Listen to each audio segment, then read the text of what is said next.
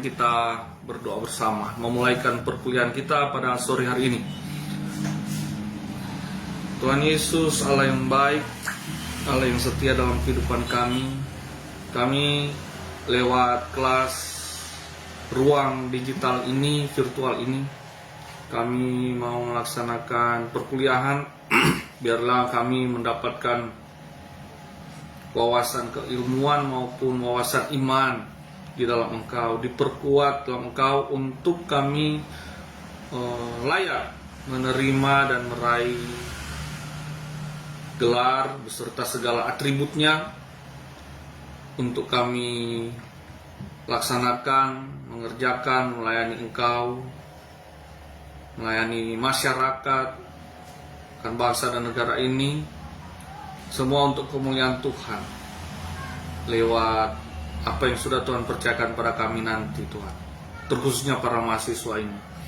Dalam nama Yesus kami mohon tuntunan Tuhan untuk perkuliahan yang singkat pada sore sampai malam hari nanti. Dalam nama Yesus kami berdoa, amin. Ya, puji Tuhan, ini hadir ya. Bapak Ibu, silakan buka itu modul PowerPoint yang sudah saya kirimkan, mata kuliah pengantar perjanjian lama.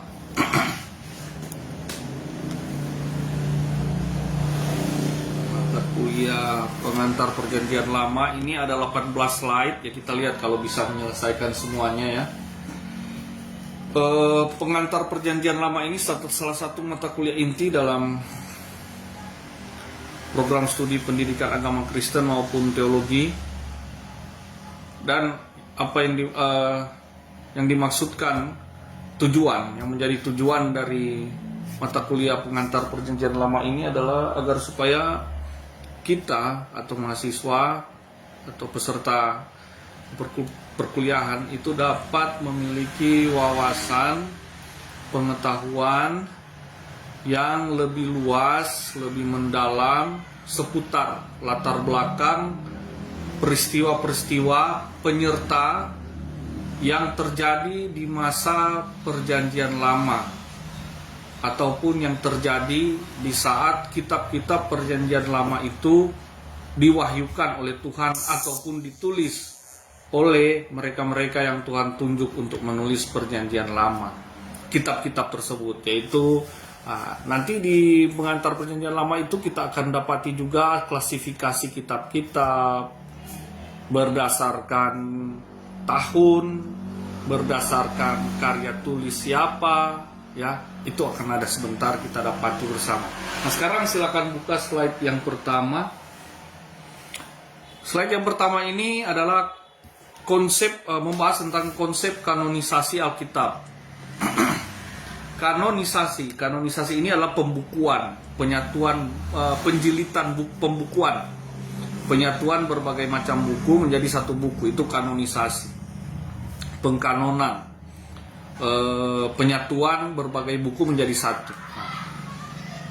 Keadaan dalam pembuangan, lenyapnya bait suci, ibadah dan segala yang berhubungan dengan itu, mendorong orang Israel untuk mencari apa saja yang menjadi, apa saja yang mempengaruhi sampai terjadi kanonisasi Alkitab, terkhususnya kanonisasi kitab perjanjian lama. Salah satu faktor yang mempengaruhi adalah keadaan ketika bangsa Israel mengalami pembuangan di Babel dan pasca pembuangan di Babel. Ini mendorong orang-orang Israel untuk mencari, mengumpulkan, membukukan, dan lalu menyebarkan kitab-kitab para nabi. Begitu.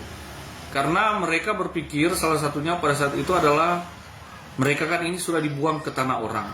Nah, tanah Israel sudah tidak ada yang menempati. Bahkan sekian tahun mereka di pembuangan di Babel sampai berganti media Persia, itu sudah diduduki oleh bangsa lain, dan sekitarnya ada tempat-tempat tertentu di Israel yang sudah diduduki bangsa lain. Nah, di masa itu karena mereka berpikir adalah orang, jadi mereka tidak mau kehilangan identitas, kehilangan keimanan percaya mereka kepada Allah Abraham, Ishak dan Yakub, Allah Israel ya. Jadi mereka mendalami, meneliti, mencari ya, baru menyusun itu kitab-kitab para nabi dan bagaimana cara supaya kitab-kitab ini tidak hilang. Begitu, harus diarsipkan, disimpan sedemikian rupa. Berikut, konsep kanon itu adalah kumpulan tulisan-tulisan yang berwibawa yang ajarannya mengikat umatnya. Kanon Alkitab, khususnya Perjanjian Lama ya ini, adalah kebutuhan mutlak umat Allah karena berisi penyataan Allah atas umatnya. Nah, awalnya yang dimuat dalam kanon hanya mempunyai wibawa rohani bagi jemaat Yahudi saat pembuangan dan sesudah atau pasca pembuangan. Bapak Ibu, pembuangan di Babel itu bagi yang mungkin ada beberapa yang masih awam dengan makanya sangat penting saya ingatkan Bapak Ibu untuk menyelesaikan itu tugas survei Perjanjian Lama dan survei Perjanjian Baru. Jadi Bapak Ibu ringkas hal-hal yang penting atau pesan atau hikmah yang penting yang Bapak Ibu temukan dari setiap kitab. Di kitab Perjanjian Lama maupun Perjanjian Baru. Totalnya ada 66 kitab. Ya. Bapak Ibu ringkas itu ya, 39 PL dan 27 PB. Itu diringkas tiap kitab itu, ambil saja hal penting, mungkin satu halaman A4 dapat tiap kitab. Nah, itu minimal. Nah, itu sangat membantu untuk Bapak Ibu bisa setidaknya menguasai dasar-dasar Alkitabiah atau kisah-kisah topik-topik penting dalam Alkitab dari Kejadian sampai Wahyu. Bapak Ibu. Nanti bagi yang terlewatkan tugas tersebut boleh hubungi saya untuk saya arahkan berurusan dengan ketua sekolah. Karena ketua sekolah yang mengampu mata kuliah tersebut, Bapak Ibu.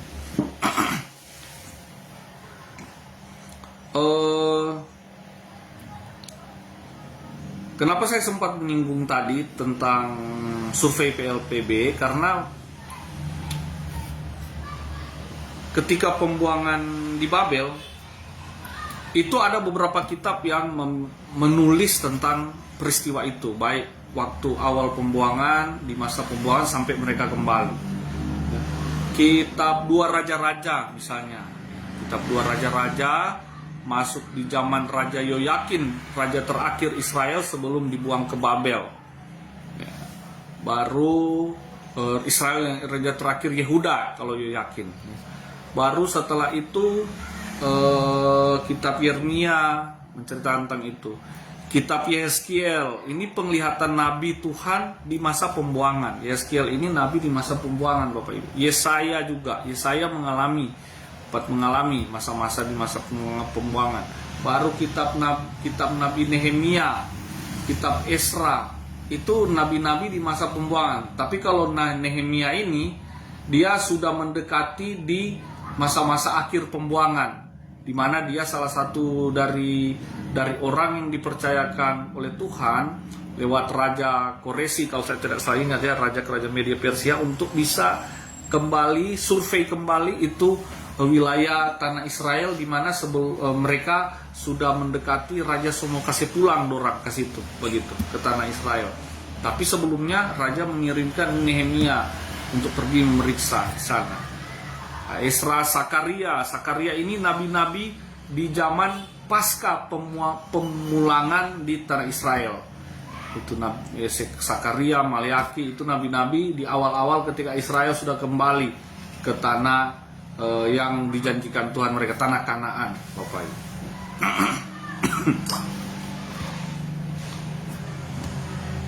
Penting sekali kita mengetahui hal tersebut, hal-hal yang berada di balik atau latar belakang dari penulisan, latar belakang sejarah dari penulisan kitab-kitab di Perjanjian Lama.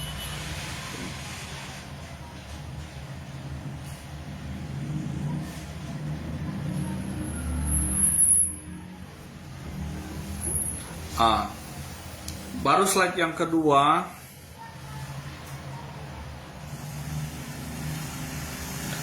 Pendekatan terhadap Perjanjian Lama. Nah, ini Alkitab adalah firman Tuhan. Kata Alkitab itu berasal dari dua kata dalam bahasa Yunani, tabiblia. Nah, Biblia itu artinya buku. Kalau tabiblia itu kumpulan buku-buku, Bapak Ibu. Sama dengan kata Alkitab. Alkitab ini berasal dari kata bahasa Arab. Kalau hurufiahnya Indonesia ya, Alkitab. Ya. Al itu Alkitab itu kalau secara harfiah dalam bahasa Arab diartikan buku segala buku atau buku besar Alkitab. Buku segala buku, buku yang besar karena kumpulan dari buku-buku. Ya kurang lebih mirip-mirip dengan Tabiblia Bapak Ibu.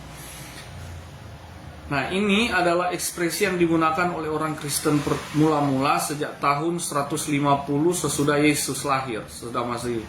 Alkitab ini terdiri dari 66 buku, ya di luar kepala harusnya 39 Perjanjian Lama, 27 Perjanjian Baru. Jadi Alkitab adalah kumpulan dari beberapa buku.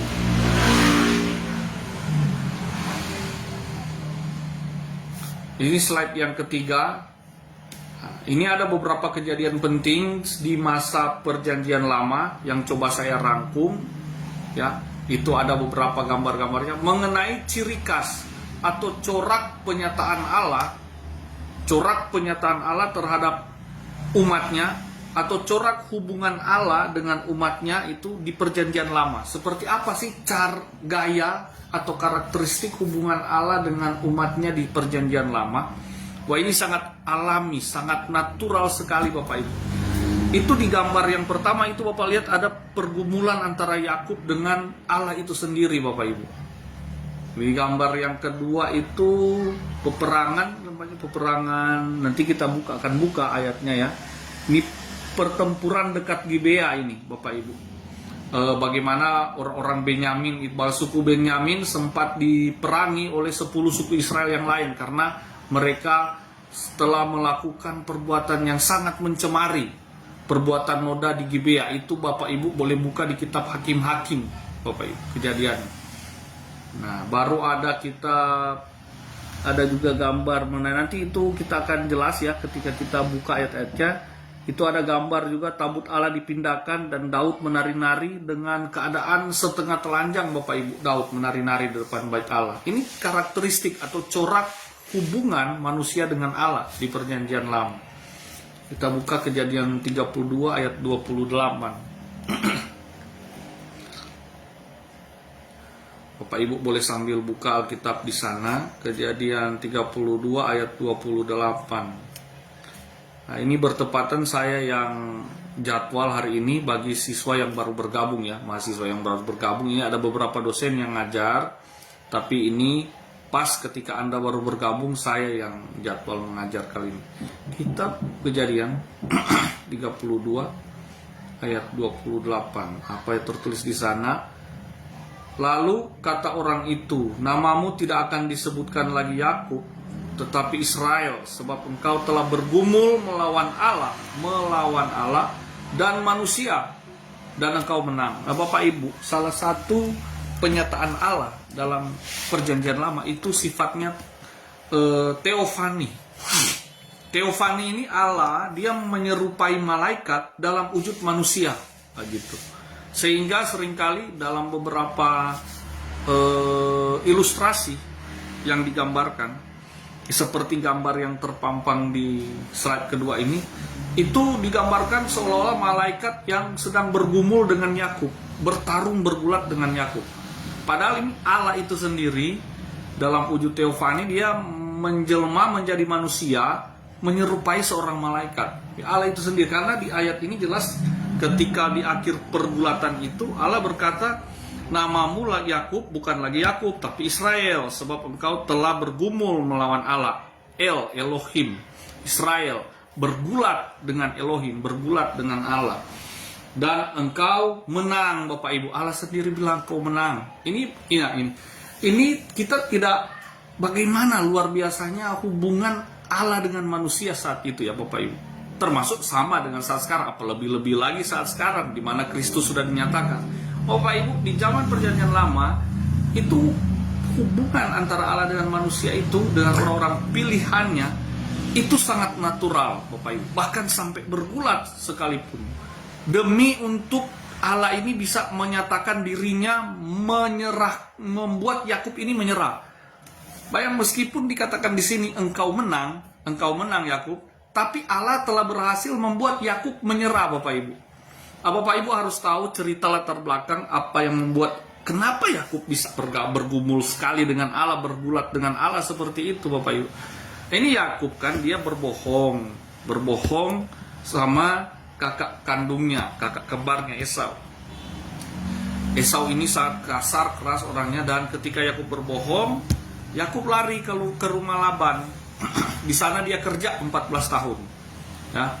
Di sana dia 14 tahun kerja, ya, disingkirkan oleh ibunya. Ibunya bernama Ribkah. Ribkah ini suruh Yakub, ini Esau, daripada Esau bunuh kamu, mending kamu larilah ke Laban, paman kamu, saudara saya itu di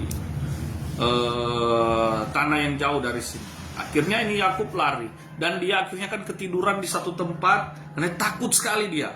Dia mau dikejar, mau dibunuh oleh Esau yang saat itu. Dia ketiduran di satu tempat itu dia mimpi ada tangga tinggi naik ke surga, dan tangga itu naik turun malaikat dari langit. Mimpi itu sangat membuat dia bahagia, sangat menguatkan dia, karena Allah sedang memilih dia, ya Bapak Ibu. Hak kesulungan jatuh ke dia adik.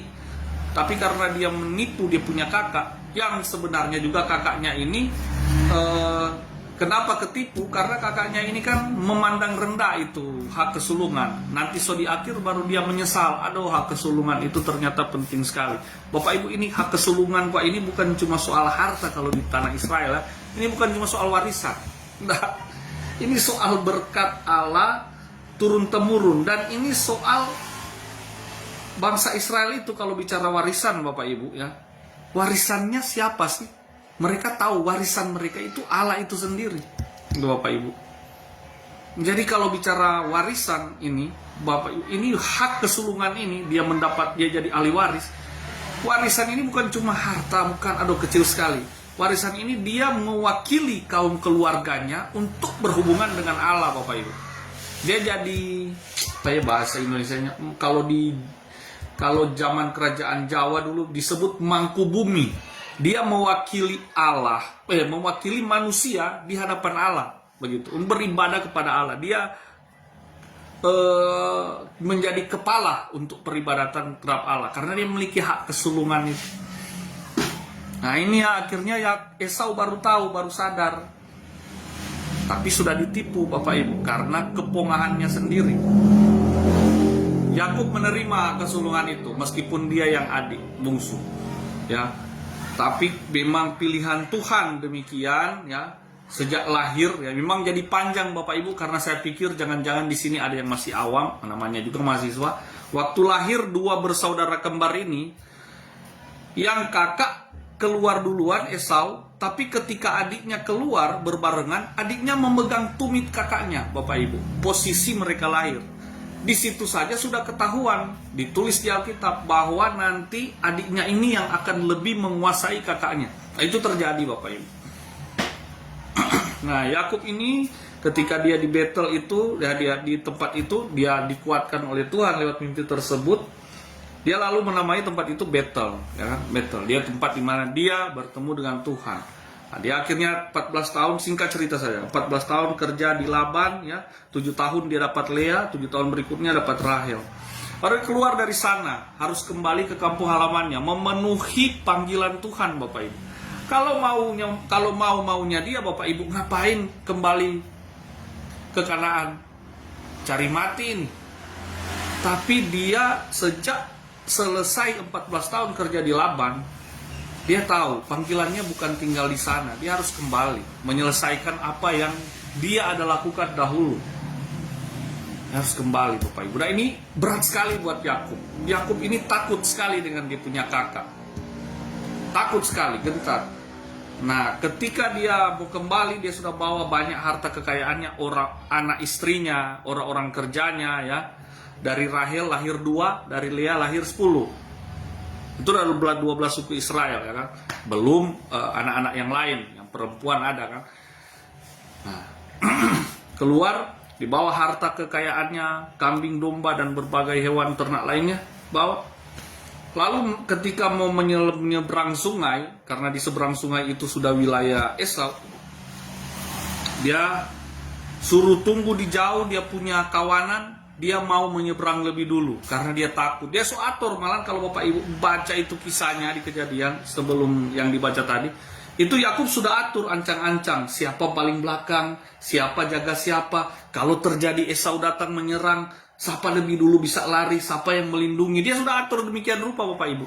Segala kemungkinan apa yang dia khawatirkan. So akhirnya dia minta mereka jauh dulu, masih di jauh ya, sebelum menyeberangi sungai itu, dia berdoa sama Tuhan. Ini pertarungan kehendak Bapak Ibu. Kurang lebih mirip dengan apa yang Tuhan Yesus alami. Karena semua nabi-nabi Tuhan itu mengalami hal yang sama sebenarnya. Pertarungan kehendak. Musa ngalamin itu. Cuma tidak secara detail dikisahkan. Musa cuma ditulis, Musa bilang, Tuhan aku tidak pandai bicara. Tuhan suruh. Kasih masuk Musa nape tangan bisa. Masuk. Kasih keluar ulang. Jadi kusta. Coba kasih masuk ulang. Kasih keluar ulang. Sobai. Soba gitu lagi Musa masih takut Bapak Ibu. Sampai Tuhan bilang, oke dan kalau masih takut kita kasih harum batamang. Banyak, hampir semua, rata-rata ya, semua mengalami pertarungan kehendak dulu dengan Allah. Mereka nyerah dulu, baru Allah bisa berkarya lewat kehidupan mereka Bapak Ibu.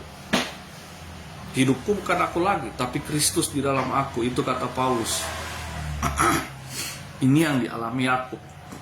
Nah, dia masuk ke situ, dia berdoa. Bahwa semalam penuh dia bergelut dengan Allah yang datang dalam rupa malaikat itu, wujud manusia. Bergelut, bergumul. Bagaimana itu pergumulan Yakub sampai luar biasa, dia bahkan dikatakan melawan dalam tanda kutip. Ini bukan berarti dia melawan memusuhi Allah, tidak. Mereka sedang bergumul untuk menaklukkan. Bahkan bukan menaklukkan masing-masing, saling menaklukkan, tapi menaklukkan dirinya sendiri. Ya, pada kehendak yang sesungguhnya, kehendak kebenaran, kehendak Allah. Bahkan sampai pun Allah sendiri bilang, dan engkau menang. Karena di akhir, ini Yakub meskipun dia udah babak belur, dia tidak mau lepas dia punya kancingan Pak Allah, Bapak Ibu, Pak Tuhan Allah. Sampai Tuhan Allah bilang, oh kalau begitu, ini semua pagi, fajar semua menyingsing. Yakub apa ngana permintaan dan supaya ngana boleh selepas pak kita. Bayangkan Bapak Ibu, kemain Yakub getol sekali mau menaklukkan, mau takluk di bawah kehendak Allah. Nah dia mesti menghadapi Yakub, mesti menghadapi Esau. Bayangin Bapak Ibu, takutnya sama Esau, tapi dia lebih berani untuk bergumul dengan Allah loh. Tapi tujuannya dia bergumul dengan Allah, Allah tahu, untuk menghilangkan rasa takutnya sama Esau. Tapi kalau dia nyerah sama kehendak Allah, dia menang. Menangnya dari apa? Menang dari rasa takutnya. Benar Bapak Ibu. Selesai itu fajar menyingsing, dia berani ketemu Yakub. Dia berani ketemu Esau. Dan apa yang dia takutkan selama ini tidak terbukti. Ketika dia ketemu Esau, dia pikir Esau sudah siap datang seperti preman Manado, Bapak Ibu ya. Baku kukung datang dengan pisau, ya kan? Ternyata tidak. Esau datang, dia lihat dari jauh, dia punya saudara, aduh Yakub. Lari-lari dia peluk si Yakub, Bapak Ibu. Wah, kadangkala kita demikian.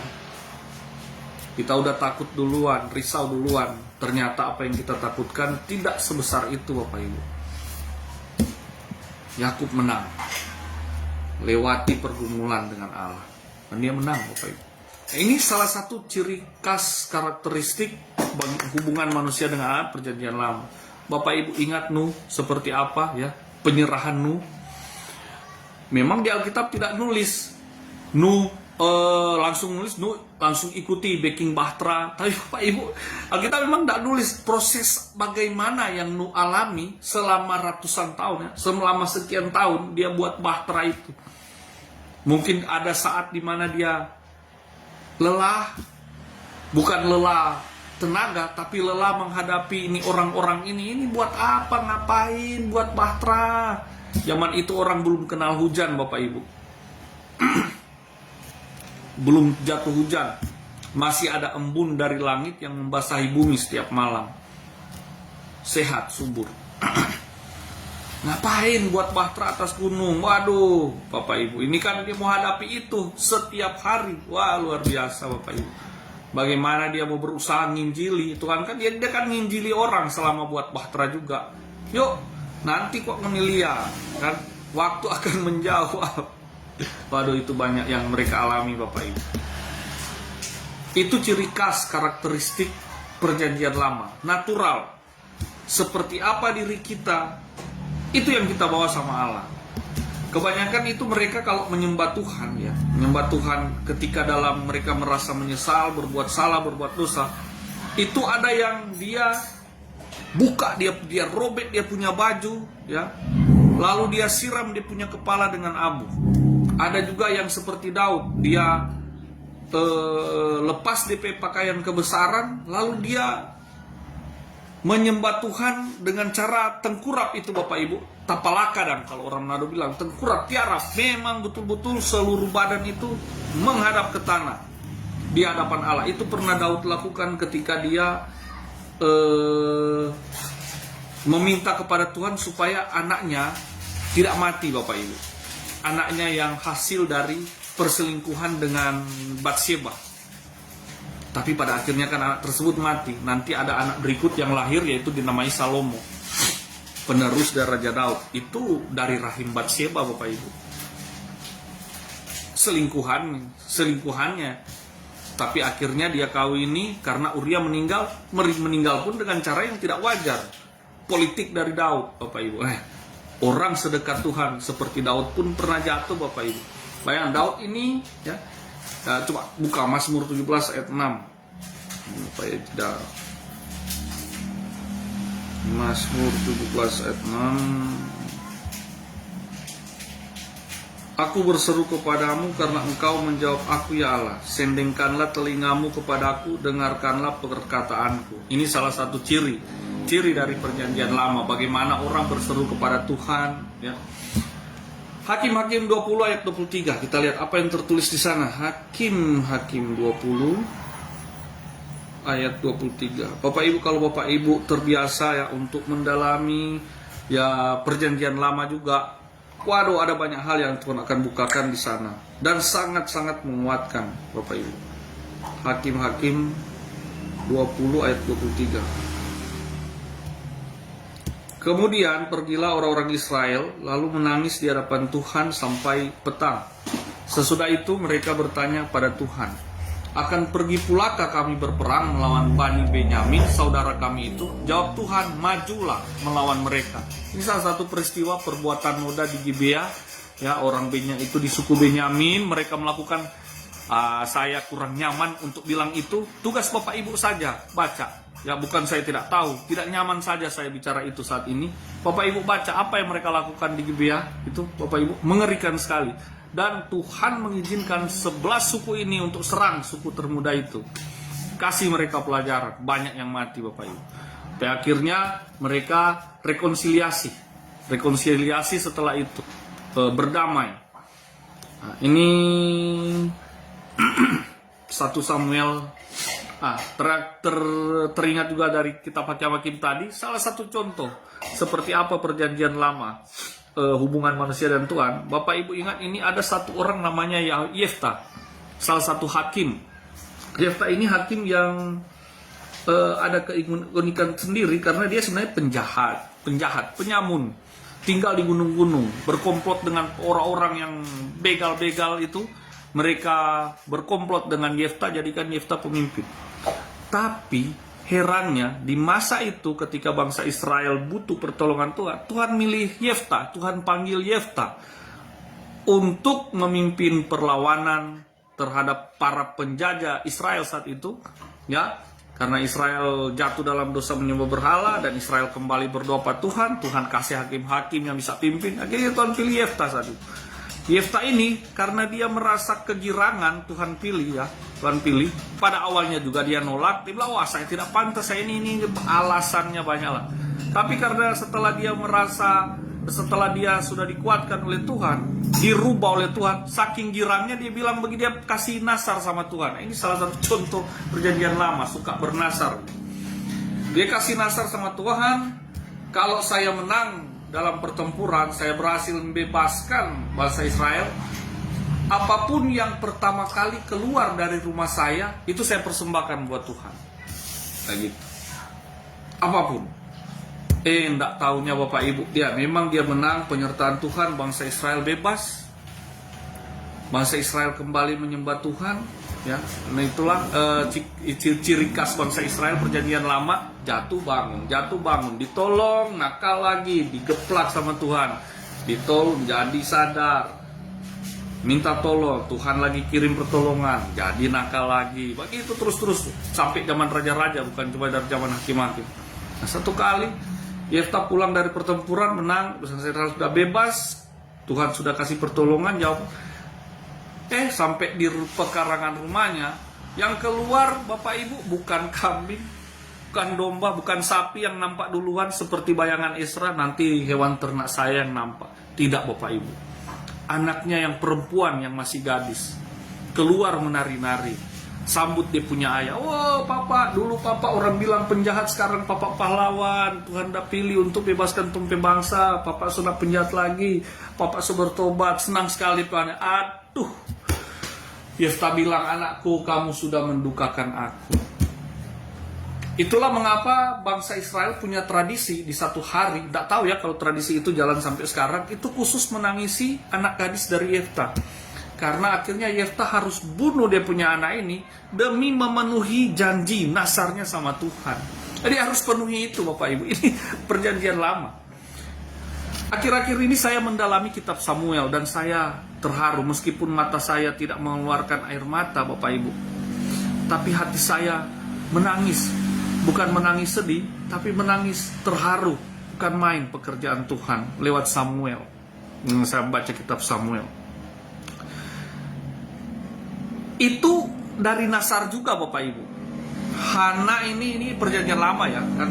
Hana ini suaminya Elkana. Dia tidak punya anak, tapi suaminya Elkana ini punya istri yang lain, kedua istri. Yang istri satunya ini udah anak udah banyak. Lalu istrinya yang satunya ini selalu menjelek-jelekan si Hana, istri pertama. Istri kedua ini yang sudah punya banyak anak, selalu hina si Hana. Ya tau lah ya, ada persaingan pastinya kan. Hana ini sakit hati setiap tahun. Setiap tahun mereka beribadah di rumah Tuhan di Silo. Di Silo itu berkedudukan Imam Eli, hakim bangsa Israel saat itu, Imam Eli. Ya Bapak Ibu. Nah, ini Hana ini doa terus tiap kali dia ke Silo tiap tahun. Sampai dia doa itu dikira Imam Eli mabuk. Doa, komat kamit nangis. Wah ini Imam Eli ya, apalagi matanya sudah agak buram waktu itu. Dia bilang ini orang gila, ini apa ini? Dia tegur. Lalu Hana bilang, tidak demikian tuanku, imam ya. Dia hakim bangsa Israel. Dia bilang dia punya keluh kesah, dia tidak punya anak. Tapi dia sedang berdoa, dia bilang, Tuhan, kalau Tuhan kasih satu anak for kita, anak laki-laki, kita mau kasih dia for Tuhan. Kita bernasar. Saya bernasar Tuhan. Itu gaya perjanjian lama, Bapak Ibu. Bernasar, berjanji sama Tuhan. Karena sudah getolnya, sudah kebelet, sudah langkah terakhir, ingin permintaannya Tuhan penuhi. Sudah lama saya bergumul untuk ini Tuhan. Kalau Tuhan kabulkan, nih saya kasih ini, saya begini nih, saya begini ya. Itu bernasar, itu perjanjian lama karakteristik. Tuhan jawab, Samuel lahir. Bapak Ibu, Samuel ini, bayangin, dia ini Hana ini, dia mau penuhi dia punya nasar, bahkan tidak tunggu Samuel ini sampai 3 tahun ke atas lah, karena ditulis di Alkitab di situ dia hanya lepas susu. Nanti Samuel lepas susu, empasi ya bilang, kalau istilah sekarang Pak Ketua, empasi kalau lepas susu. Saya lupa. Kalau bayi lepas susu. Jadi ini Samuel ini nyandak tunggu so besar, so tahu bajalang sekali ya. Ketika dia, ya pastinya sudah tahu jalan lah kalau 1 tahun lebih. Tapi ketika dia sudah lepas susu, langsung dibawa ke imam besar Bapak Ibu. Bapak Ibu, dulu saya baca itu ayat berulang-ulang, saya baca itu cerita biasa aja. Tapi nanti ada momen-momen tertentu kalau orang baca itu tentuhan jama, kita dapati view-nya, kita dapati itu vibes-nya Bapak Ibu. Dan kita merasakan itu. Menambah iman kita. Bayangin Bapak Ibu, ini anak baru lepas susu Bapak Ibu, udah pisah dengan ibunya. Jangankan perasaan anak itu, bagaimana perasaan Hana? Dia harus pisah dengan anaknya, memenuhi nasar sama Tuhan. Saya bilang, Tuhan luar biasa pemberian diri yang engkau kerjakan dalam diri Samuel. Dari masih bayi baru lepas susu. Soalnya saya lihat sendiri anak saya, Bapak Ibu. Nih anak ini, aduh, sesadiki mama sudah ada.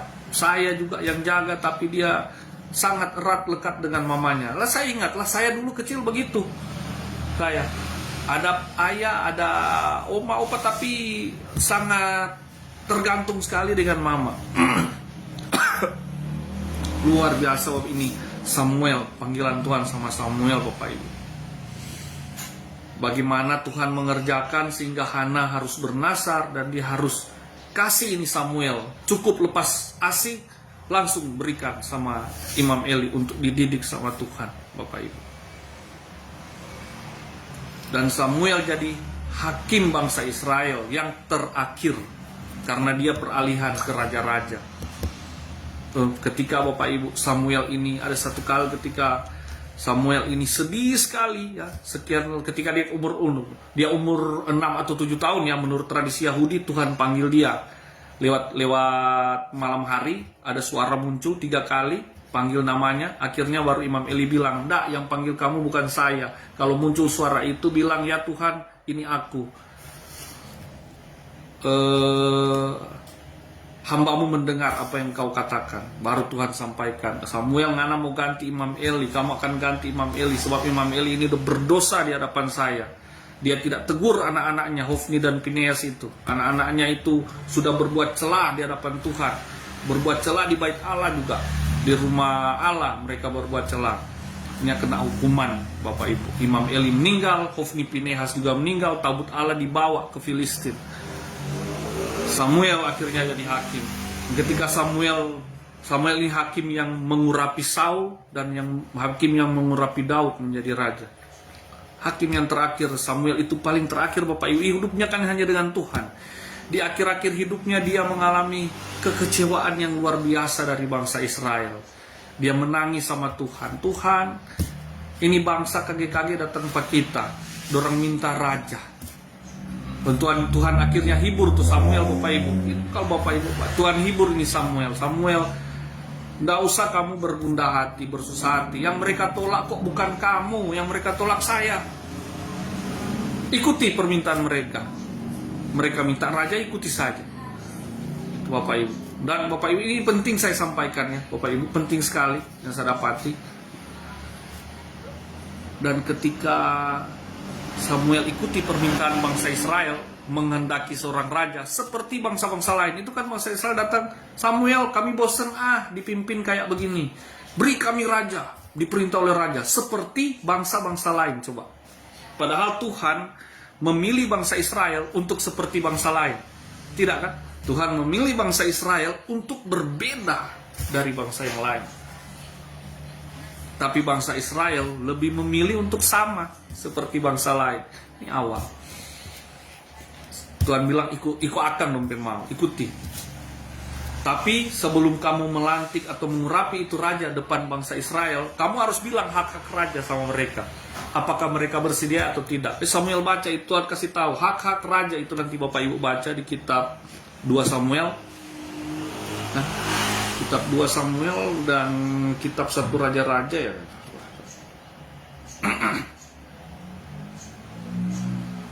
Oh, 2 Samuel. Kitab 2 Samuel. Itu ditulis di situ Bapak Ibu, Samuel ketika mau urapi itu Saul depan bangsa Israel, Samuel baca itu hak-hak raja. Kalau kamu punya raja, woi bangsa Israel, nanti raja akan memilih gadis-gadismu yang paling cantik dipekerjakan di istana. Raja akan memilih anak-anakmu laki-laki yang paling gagah, paling kuat untuk bekerja jadi prajuritnya, memandikan kuda-kudanya, dan ternakmu yang paling baik akan menjadi haknya raja. Raja akan ambil untuk istananya. Dan apakah engkau bersedia? Orang Israel bilang, siap bersedia. Waduh, Bapak Ibu, bayangin. Ini Bapak Ibu saya dapat ya, karena akhir-akhir ini saya sedang mengalami pergumulan yang sama. Sampai ini kota yang Tuhan dah suruh kita baca nih kitab Samuel, supaya kita Tuhan sedang bicara sama saya secara pribadi sih sebenarnya. Oh, Tuhan kasih tahu ini. Karena ini yang saya alami memang saat ini. Hal yang terkait dengan kisah itu. Tuhan kasih tuh kisah itu, kasih tahu. Semoga kasih kuat sama Ngana, semoga ini bisa menguatkan kamu. Karena ternyata Bapak Ibu, seringkali dunia ini menolak kasih yang tulus. Benar nggak? Bapak Ibu coba renungkan. Orang kalau kita memberi kasih yang tulus, seringkali dunia ini menolak. Karena dunia ini, atau orang-orang sekitar kita yang pola pikirnya, pola hidupnya masih dipengaruhi dunia, ya kan? Itu mereka tidak bisa tangkap kasih yang tulus. Mereka lebih milih penipuan, mereka lebih milih kelicikan, atau mereka lebih memilih sesuatu yang sebenarnya mereka lebih memilih hawa nafsu mereka, yang meskipun mereka tahu hawa nafsu ini akan menguras mereka. Paham Bapak Ibu? Ini saya yakin ini dua dewasa semua pasti paham. Mereka lebih milih itu ketimbang Tuhan yang dengan tulus memberi kasih sama mereka. Dengan kata lain boleh dikatakan tidak tahu terima kasih. Sehingga Petrus dapati firman Tuhan, Petrus bilang seperti babi kembali ke kubangannya. Atau ada istilah melempar mutiara kepada babi. Tidak tahu terima kasih. Tidak tahu menerima kasih yang tulus. Karena kasih yang tulus mereka abaikan, ya kan? Sesuatu yang menguras demi hawa nafsu, itu yang mereka kejar. Gitu loh. Ini sifat dunia. Jadi Berry, kamu ndak usah sedih, kamu ndak usah kecewa, ndak usah kesel. Tuhan bilang sama Samuel, atau Tuhan bilang sama kita lah semua di sini. Ketika engkau kerjakan yang sebaik-baiknya, yang sebenar-benarnya, engkau sudah berikan yang terbaik untuk melayani orang itu, untuk melayani orang-orang, atau untuk melayani siswa. Kalau yang saya alami ya, untuk melayani siswa saya. Tapi ketika melihat, wah, ternyata mereka lebih meresponi dunia. Lebih meresponi dunia yang justru menggerogoti mereka daripada kasih Allah. Itu lumrah, itu dunia. Nggak usah kecewa, nggak usah sedih. Toh ada 1-2 juga. Ada orang-orang tertentu yang masih tahu terima kasih sama Tuhan. Yang masih dibukakan. Wah, dikasih yang tulus. Bapak Ibu. 1 Samuel 19 ayat 24.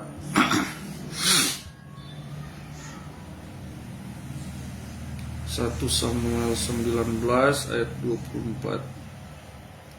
1 Samuel 19 ayat 24. Ia pun menanggalkan pakaiannya, dan ia pun juga kepenuhan di depan Samuel.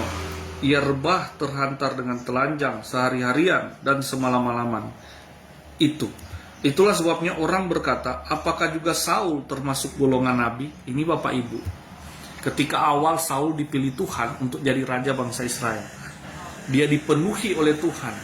Sebelum diurapi oleh Samuel, dia udah dipenuhi dulu oleh Tuhan dengan roh Allah, dengan rohnya Tuhan.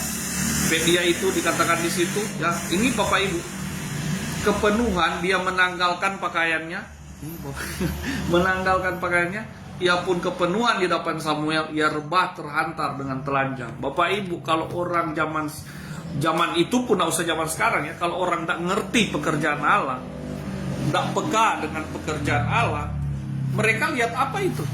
Orang sampai telanjang, berguling-guling, rebah semalam-malaman di jalan. Apakah kita akan bilang, dengan mudahnya kita akan bilang, wah ini kepenuhan oleh Tuhan? Ya, bertanya-tanya. Kalau orang akan bilang, oh kerasukan roh jahat, bisa saja. Sudahlah kalau cuma bilang gila, kalau mereka bilang kerasukan roh jahat, lebih parah lagi Bapak Ibu. Ini ciri khas pekerjaan Allah perjanjian lama Bapak Ibu.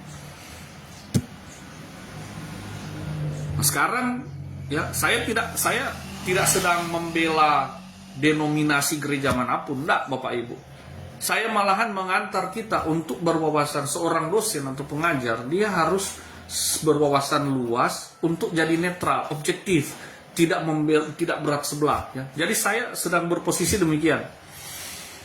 Nah, saya sedang bicara ini kadangkala saya miris melihat ada gereja A, aliran gereja A menjelekkan aliran gereja B hanya karena liturgi atau tata cara ibadah.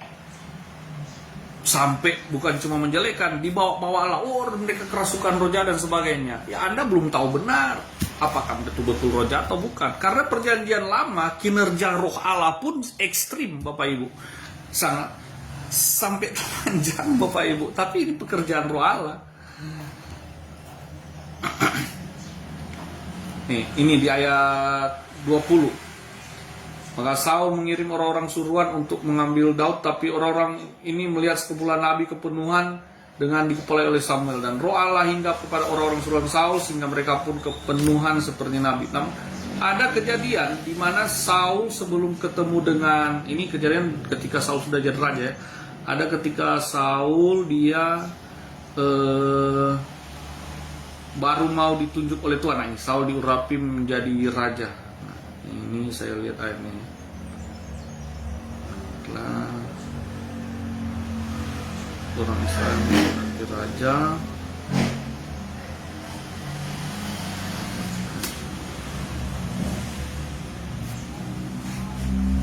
sebentar saya cari ayatnya tentang Saul.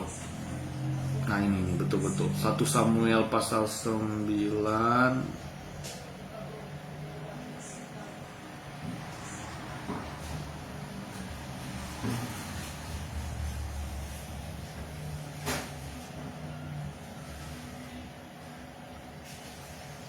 Ya, dari suku Benyamin Saul ini ya, dipilih oleh Tuhan jadi raja. Dia meskipun badan tinggi besar, tapi dia dipilih jadi raja. Dia berasal dari suku yang paling muda, suku Benyamin.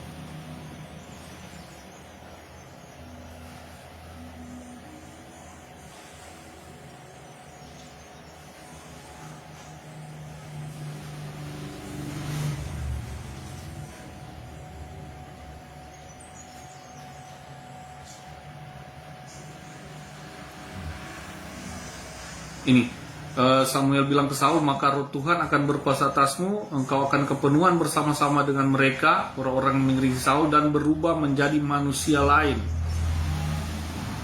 Baru ini ayat selanjutnya.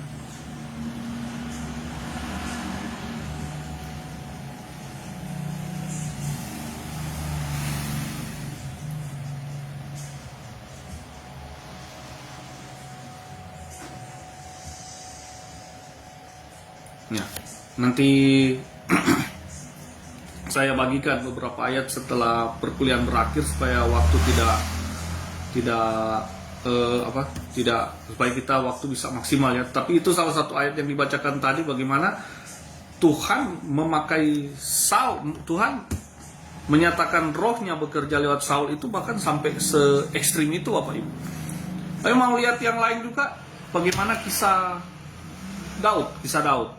Nah ini sudah sangat umum, waktu Daud melompat-lompat dan sebagainya. Coba buka 1 Samuel 19 ayat 2 Samuel 6 ayat 16. 2 Samuel 6 ayat 16. Ketika tabut Tuhan itu masuk kota Daud, maka Michal, anak perempuan Saul, menjenguk dari jendela lalu melihat Raja Daud meloncat-loncat serta menari-nari di hadapan Tuhan.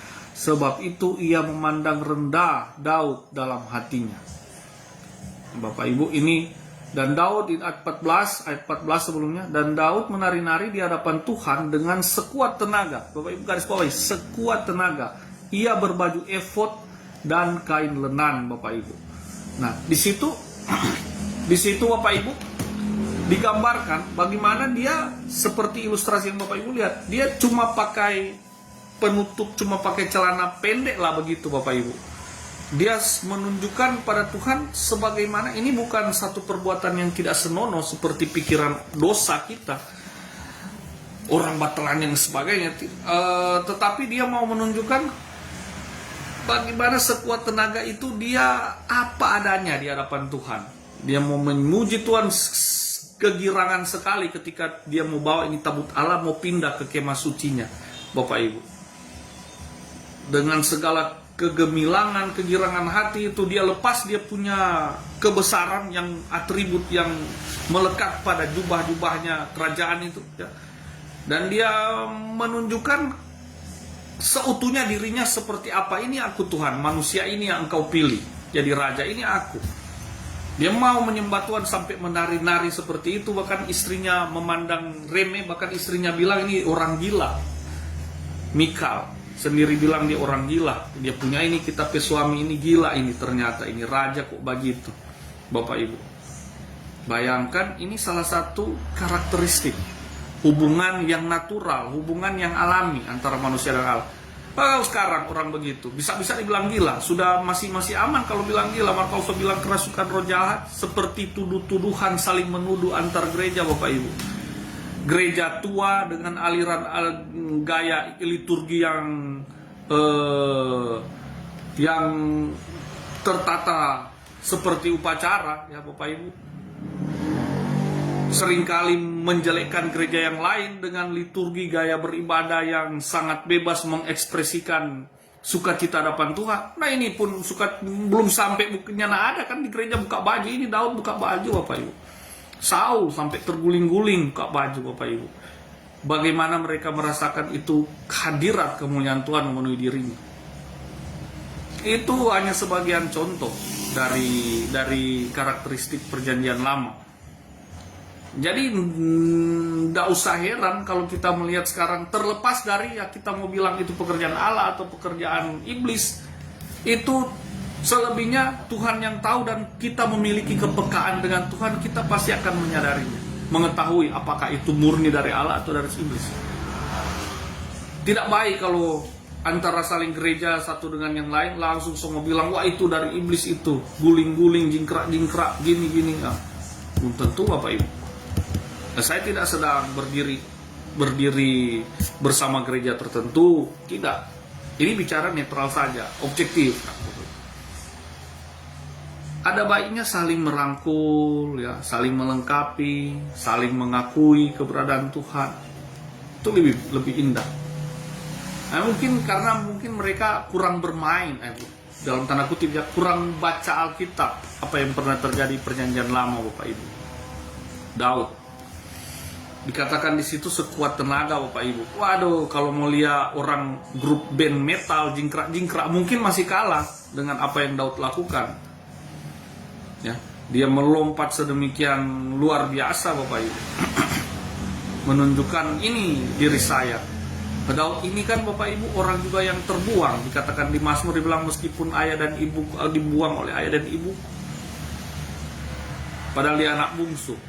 Tidak dipedulikan, Bapak Ibu. Dia punya kakak-kakak di berperang, dia seperti anak perempuan jaga domba. Tapi dia yang paling muda, dia yang Tuhan pilih. Orang sekelas Samuel pun yang punya hubungan dekat dengan Allah ketipu loh, Bapak Ibu, melihat wujud Daud. Samuel raja yang pertama, waktu Samuel lihat Saul keluar, wah ini memang raja besar, gagah dan sebagainya. Tapi akhirnya Saul mengecewakan Allah dan mengecewakan Samuel. Nah, ketika Tuhan bilang Samuel nggak usah nganali bersedih hati, bersusah hati, ada pengganti. Pergi dari keturunan Isai, itu ada yang sudah saya pilih. Samuel ketika dia lihat Eliab, Abinadab, Syama, lain-lain, dia kira mereka yang raja karena perawakannya besar, gagah seperti Saul. Dia pikir mereka jadi raja, tapi Tuhan bilang tidak, bukan dia. Tapi akhirnya Samuel tanya, mana lagi kurang ini? Oh, ada satu, Isai saja tidak kepikiran kalau Daud mau dihadapkan. Nanti Samuel tanya, ini semua tidak ada ini yang mau jadi raja ini. Tuhan bilang tidak ada. Mungkin masih ada itu tapi anak. Baru Isai tak pikir, oh ada satu tukang Cino, itu kecil, abang gembala. Iya, kan Samuel tanya begitu, mana tapi anak? Tidak ada, ini so habis. Baru tak pikir tuh Isai. Ada petik satu, dapat kepala domba. Ini yang datang pun Samuel sendiri pun tidak sangka kalau model begini tuh menjadi raja, Bapak Ibu. Bayangin, Samuel sekelas Samuel pun hampir ketipu, Bapak Ibu. Dia lebih melihat perawakan fisik. Nah, Bapak Ibu bukan main ya. Penyerahan Daud bagaimana? Ini hubungan, Bapak Ibu. Dengan Tuhan kan hubungan saja. Engkau boleh bukan, saya tidak sedang bicara silakan jatuh dalam dosa.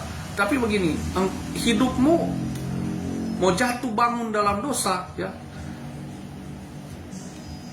pertahankan hubungan dengan Allah. Jangan mau lari dari hadapan Allah, Bapak Ibu. Jangan mau lepas hubungan dengan Allah.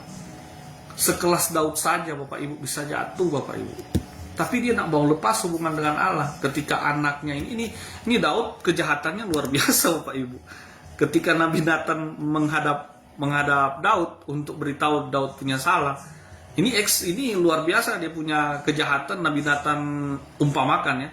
Nabi Nathan bilang, Raja Daud, ini saya mau laporin, di kerajaanmu terjadi kejahatan yang luar biasa, mengerikan. Ya, apa kejahatan itu? Ini, ada orang kaya punya banyak domba, ada orang miskin punya domba satu-satunya. Ketika orang kaya ini datang tamu, orang kaya ini rasa tidak mau kasih DP domba yang banyak, ini satu saja dari domba yang banyak. Dia rampas satu-satunya domba dari si miskin untuk disembeli, dibuat makan, menyuguhkan pada tamu. Marah Raja Daud, mana itu orang kaya itu, biar kita hukum mati pada dia, begini. Kong Nabi Nathan langsung bilang, Daud, orang itu adalah engkau sendiri. Apa yang kau perbuat pada Uria itu sama seperti yang diumpamakan tersebut, Bapak Ibu. Merampas milik Uria, padahal kamu kurang cukup yang Allah sudah berikan sama kamu, sehingga kamu mengingini istri orang lain. Wah, Daud langsung jatuh, menangis, bersedih, menyesal dengan perbuatannya, Bapak Ibu. Semalam-malaman dia bukan cuma berlutut, tertelungkup di hadapan Allah, memohon pengampunan Allah, Bapak Ibu. Itu ciri karakteristik perjanjian lama. Coba Yosua 7 ayat 6.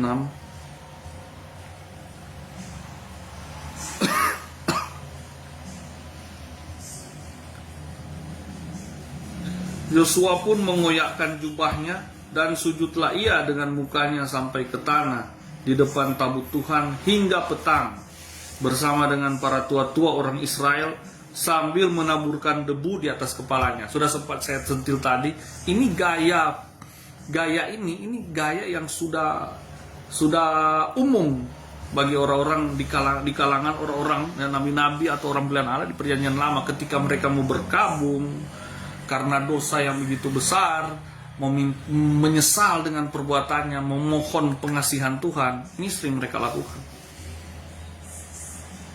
Ingat waktu Ayub, tapi mungkin Ayub case-nya berbeda. Ayub juga hampir mirip. Ketika dia ngalamin hajaran, ya, lewat peristiwa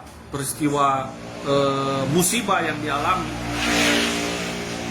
hajaran yang Tuhan izinkan terjadi sama dia. Anak-anaknya mati semua, kekayaannya lenyap, tak tinggal istri, dan istrinya juga bacot sama dia, ya, ngomel-ngomel terus sama dia, nggak ada yang kasih semangat. Bahkan 3 temannya datang, bukan kasih semangat, malah tambah bikin dia stres, Bapak Ibu. Tunjuk-tunjuk kesalahannya, nggak ada yang bisa.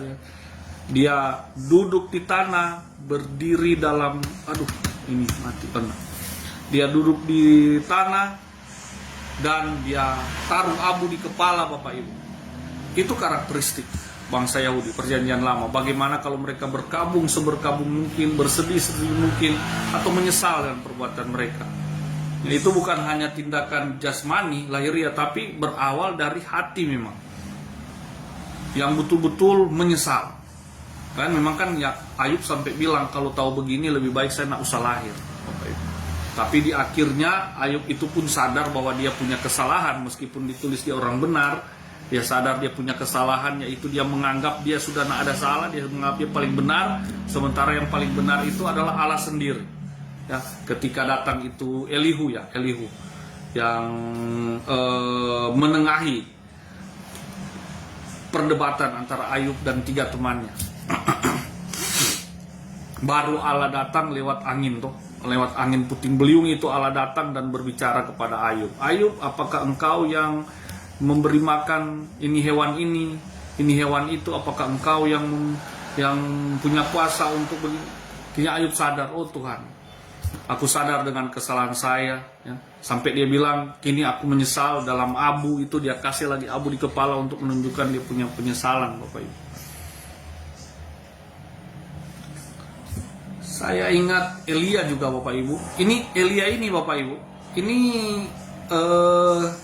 bagaimana hubungan yang sangat alami dengan Tuhan. Istilahnya, saya tidak sedang mengajarkan Bapak Ibu untuk kalau marah-marah Pak Tuhan atau maraju Pak Tuhan. Tidak, begini Bapak Ibu. Ini maksudnya hubungan yang alami, seperti apa kondisi hati kita daripada kita lampiaskan ke dunia.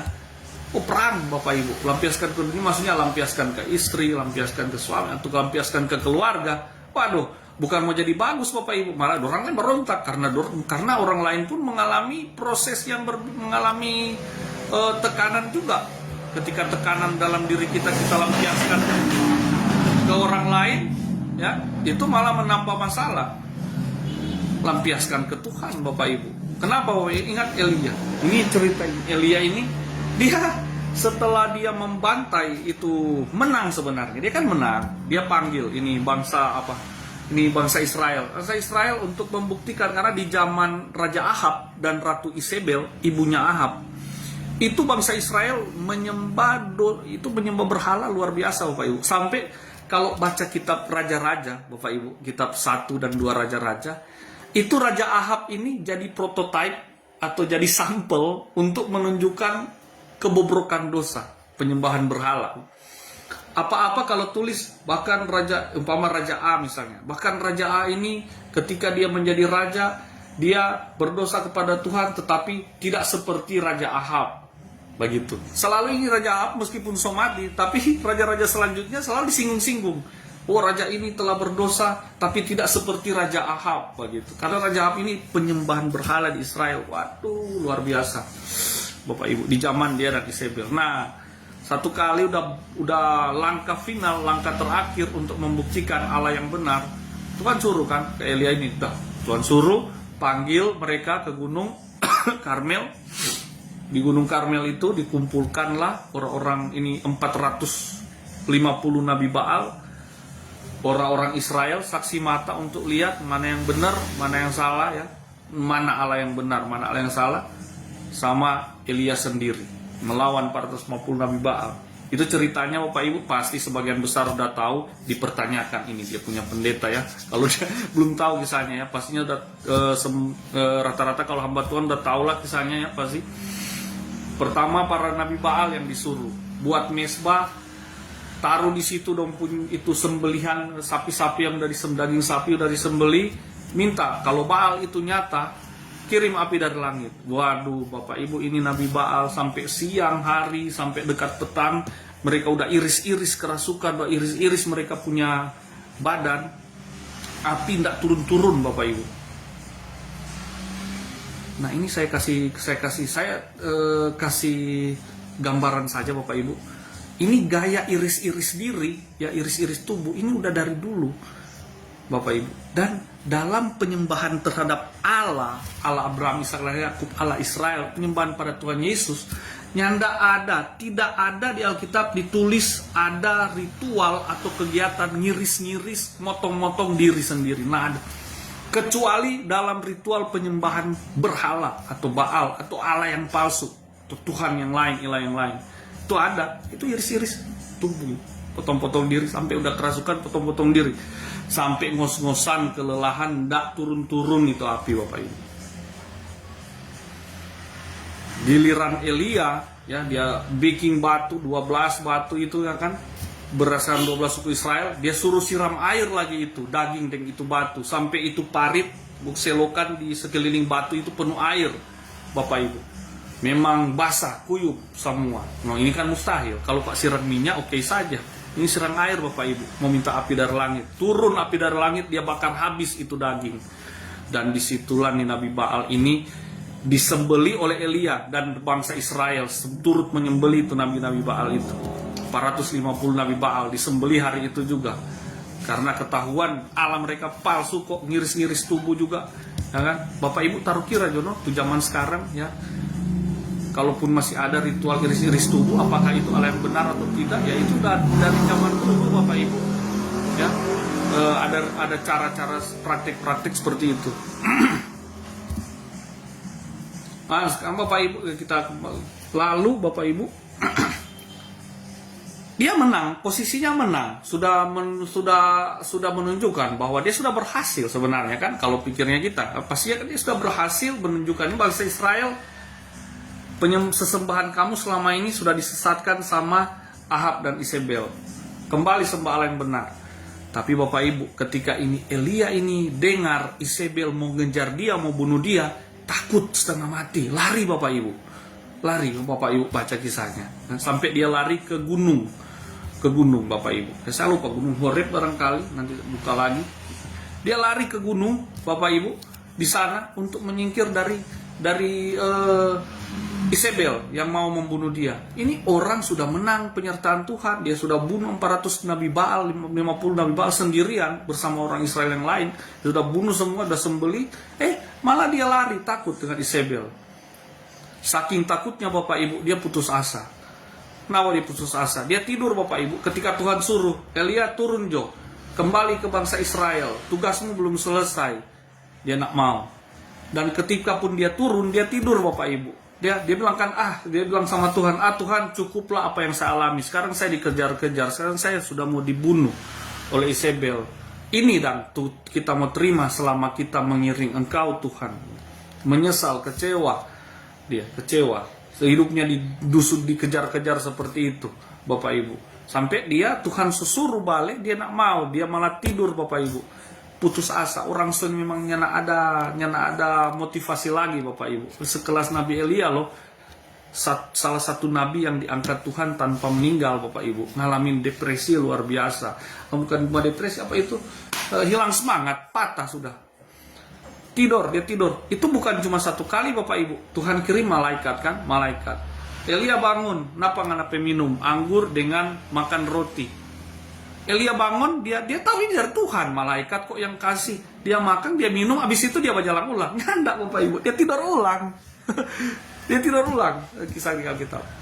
Sampai 3 kali kejadian begitu. Dia tidur, Tuhan tahu, Tuhan sabar. Aduh, ini orang memang sudah habis semangat. Betul-betul rasa menyerah Bapak Ibu. Elia di titik itu Elia ngalamin Bapak Ibu. Tapi Tuhan tetap datangin malaikat, kasih makan. Ketiga kalinya akhirnya Elia bangkit, lanjutkan tugas. Sampai akhirnya kan kisahnya Ahab mati di medan tempur, Isabel mati bunuh diri. Ketika Yehu yang dipilih oleh Tuhan untuk menggantikan kedudukan Ahab, Isabel tidak mau mati di tangan Yehu, dia barias, kemudian dia baciri dari atas, dia bunuh diri dengan cara jatuh dari atas istan Bapak Ibu. Elia sudah diangkat Tuhan ke surga, Elisa yang menggantikan. Ini ciri khas perjanjian lama Bapak Ibu. Bagaimana Elia PHT, saya sampaikan di sini adalah bagaimana Elia ini tidak jaim-jaim dan tidak bohong-bohong. Kadang-kala kan kita maksudnya memaksa diri. Hati sudah kucel, kesel, sudah tidak ada motivasi lagi, kecewa sama Tuhan, tapi mau bohong-bohong. Sok ke ibadah apa ya kan, istilahnya takut, ada rasa dengan Tuhan. Anda itu bagaimana perjanjian lama saja hubungan dengan Tuhan sudah sedekat itu, apalagi perjanjian baru Bapak Ibu. Bagaimana mereka jujur di hadapan Tuhan. Itu ambil positifnya. Ini Elia ini jujur di hadapan Tuhan ya. Dia lelah, Tuhan kita lelah, kita semua menyerah sudah Tuhan mau bikin apa lebih baik kita tidur. Jujur dia Tuhan. Dia jujur Bapak Ibu. Tidur dia. Tuhan kirim malaikat, napa bangun, pergi, balik ulang, nggak usah takut, kita sertai, nggak, dia tidur ulang Bapak Ibu. Bagaimana itu hubungan dengan Tuhan? Itu natural. Apapun yang engkau alami, serahkan sama dia, bilang sama dia Bapak Ibu. Karena cuma dia yang sanggup tanggung Bapak Ibu. Kan Tuhan Yesus di kayu salib, dia bilang, aku menanggung dosamu, aku menanggung dosa seluruh umat manusia.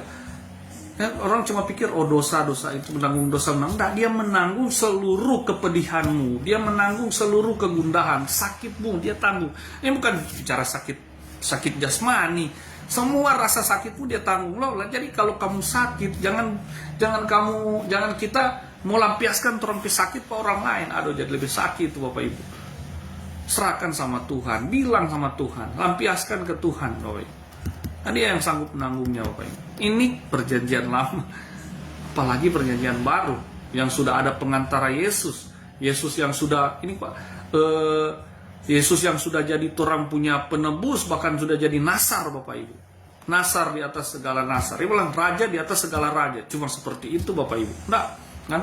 Luas. Kalau bicara raja, tidak mungkin kan Alkitab ini akan tulis dia raja di atas segala raja. Artinya dia adalah janji di atas segala janji, harapan di atas segala. Banyak sekali mau tulis itu Bapak Ibu. Tapi kalau kita diberikan pengertian oleh Allah, kita akhirnya wah, luar biasa. Kan makanya Paulus bilang begini, aku berdoa kepada Allah, semoga engkau dibukakan mengenai rahasia, betapa tingginya, betapa dalamnya, betapa luasnya kasih Kristus. Berarti kan sesuatu yang sangat luas, yang sangat dalam, yang sebenarnya kita tidak mampu selami, tapi oleh Roh Kudus bagi hati kita yang mau berserah, kita bisa mendalami itu, bisa mengerti itu, bisa memahami itu.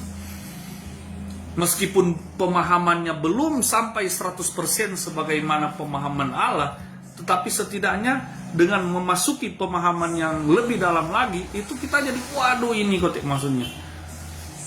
Itu ketika bilang dia raja di atas segala raja, wah dia itu sudah semua Bapak Ibu, dokter segala dokter, kasih di atas segala kasih, janji di atas segala janji. Jadi orang sebenarnya ketika berdoa sama Tuhan,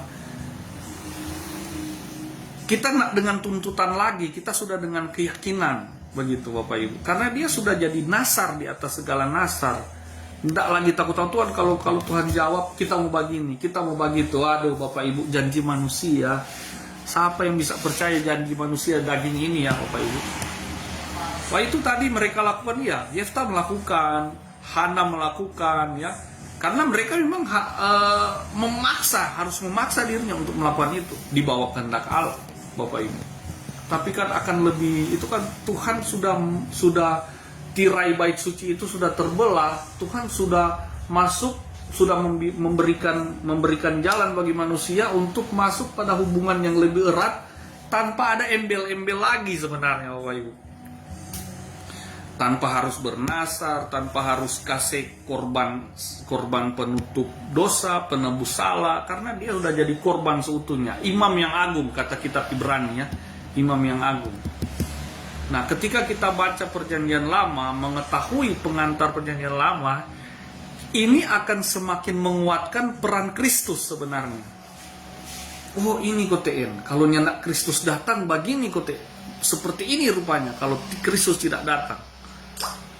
Kita jadi tahu, justru akan semakin memperkuat posisi dan peran Kristus dalam keyakinan iman kita Bapak Ibu. Nah itu tujuan sebenarnya dari firman Allah kan, dari Alkitab. Nah, ini slide yang keempat. Mengapa seorang Kristen harus membaca perjanjian lama? Mengapa? Kita tidak dapat memahami perjanjian baru tanpa perjanjian lama. Benar ya? Di Matius 1 ayat 1. Itu ada di situ. Coba kita buka saja ini. Matius 1 ayat 1. Oh.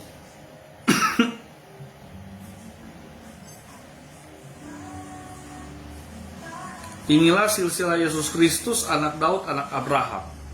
Ya. Perjanjian baru mengutip dari perjanjian lama, mengikuti sejarah perjanjian lama. Ya. Untuk mempelajari Daud, kita harus kembali melihat perjanjian lama. Kenapa kita harus pelajari Daud?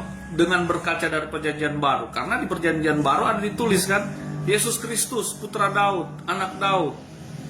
Siapa sih Daud sampai disebut-sebut ketika Yesus sudah lahir pun nama Daud masih disebut. Kita harus lihat perjanjian lama. Ini bahkan Raja Daud pun yang Tuhan sangat kasihi sampai namanya disebut-sebut sebagai Yesus anak Daud, sebagai ayah dari Tuhan Yesus ya. Meskipun ayah langsung dari Tuhan Yesus lewat silsilah adalah Yusuf, tapi tidak ada kan sebut Yesus anak Yusuf, tapi disebut Yesus anak Daud. Bukan main ini peran Daud di hadapan Allah, bukan main pengaruh Daud di hadapan Allah dan bagi bangsa Israel. Ya, itu kita akan tahu ketika kita mendalami perjanjian lama Bapak Ibu. Di kitab 1 dan 2 Samuel. Kedua, untuk mempelajari Abraham, kita tentu harus kembali melihat kitab Kejadian. Misalnya ada juga ayat-ayat Alkitab di perjanjian baru, itu mengambil dari perjanjian lama. bukan mengambil jiplak kopi tanpa ada tujuan atau tujuannya hanya untuk copy paste seperti itu. Nah, untuk menguatkan apa yang terjadi di perjanjian baru adalah penggenapan dari perjanjian lama.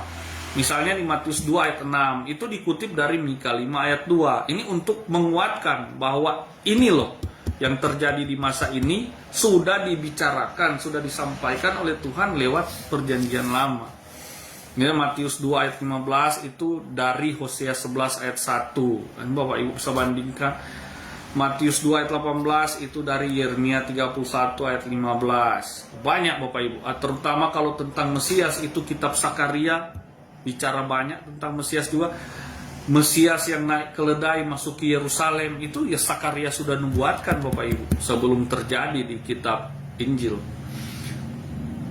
Baru Yesus menghargai perjanjian lama karena memiliki otoritas firman Tuhan. Bagaimanakah seharusnya seorang Kristen menghargai perjanjian lama? Ya begini, ketika Tuhan Yesus masuk ke sinagog, dia buka kitab nabi-nabi zaman perjanjian lama. Ada pernah masuk satu sinagog, dia buka kitab Yesaya, janji tentang kedatangan Mesias. Tahun rahmat Tuhan sudah datang. Wah, kedatangan Yesus itu sama dengan tahun rahmat Tuhan. Masa rahmat Tuhan berlaku. Bapak. Nah, ketika Tuhan Yesus baca itu, ya, setahun Yobel ya, orang di dalam tawanan dibebaskan dan sebagainya, orang lalu di akhirnya Tuhan Yesus bilang, sekarang nubuatan ini terjadi di hadapanmu. Baru orang-orang ngamuk, marah, tidak terima. Masa dia mengaku diri sebagai Mesias? Kalau saya mau beberkan lagi ini semua panjang, nah, nanti kita itu ada bahasan yang lain sudah sering saya jelaskan, sudah sering saya ungkap di mata-mata kuliah yang lain sebelumnya. Baru Rasul Paulus tetap berbicara mengenai hukum dalam kitab Tawarik. Ya, ada Rasul Paulus bahas tentang hukum Taurat yang diambil dari kitab Tawarik. Kitab Tawarik di Perjanjian Lama itu sebenarnya kitab 1 dan 2 Raja-Raja itu. Kitab Tawarik 1 Tawarik dan 2 Tawarik itu sebenarnya adalah pengulangan dari kitab 1 Raja-Raja dan 2 Raja-Raja. Coba Bapak Ibu lihat, baca di situ. Tawarik ini kok silsilah hikayat, chronicles, hikayat. Ya, bahasa Inggrisnya chronicles, kitab Tawarik. Baru C, kitab Ibrani menyatakan hubungan antara perjanjian lama dan perjanjian baru. Ini kitab Ibrani ini, betul Bapak Ibu, bagaimana Yesus ini digambarkan sebagai imam besar agung yang menggenapi seluruh hukum Taurat yang ada perjanjian lama dan menggenapi beberapa simbol-simbol dan lambang-lambang yang para nabi di perjanjian lama sudah sampaikan, seperti anak domba yang tidak bercacat celah. Itu sudah genapi oleh Tuhan Yesus lewat pengorbanannya di kayu salib. Itu dijelaskan secara gamblang dan detail di kitab Ibrani, Bapak Ibu. Kitab Ibrani. Jadi Bapak Ibu, ini penting sekali ya, survei PLPB itu Anda belajar mandiri, penting sekali tugas survei PLPB tersebut. Karena selain Anda belajar mandiri, saya yakin ketika Anda awali dengan doa, Allah sendiri akan berkarya lewat apa yang Anda sedang kerjakan atau Anda dalami, Bapak Ibu, pelajari. Baru di kitab Wahyu di akhir perjanjian baru penuh dengan penggambaran kitab Daniel, Yeskiel, dan Yesaya. Kitab Daniel banyak bicara tentang tidak 100% ya, atau tidak hanya mungkin 50%, dan kitab Daniel itu bicara tentang pewahyuan masa yang akan datang yang sudah terjadi dan masa yang akan datang yang belum terjadi. Dan itu sempat ada pengulangannya di kitab Wahyu. Kitab Wahyu ini bukan menjiplak, tetapi wahyu dari Allah yang Tuhan bukakan sama Yohanes itu sama dengan wahyu yang Tuhan sudah pernah bukakan sama Daniel tentang apa yang akan terjadi di eskaton, di hari-hari terakhir.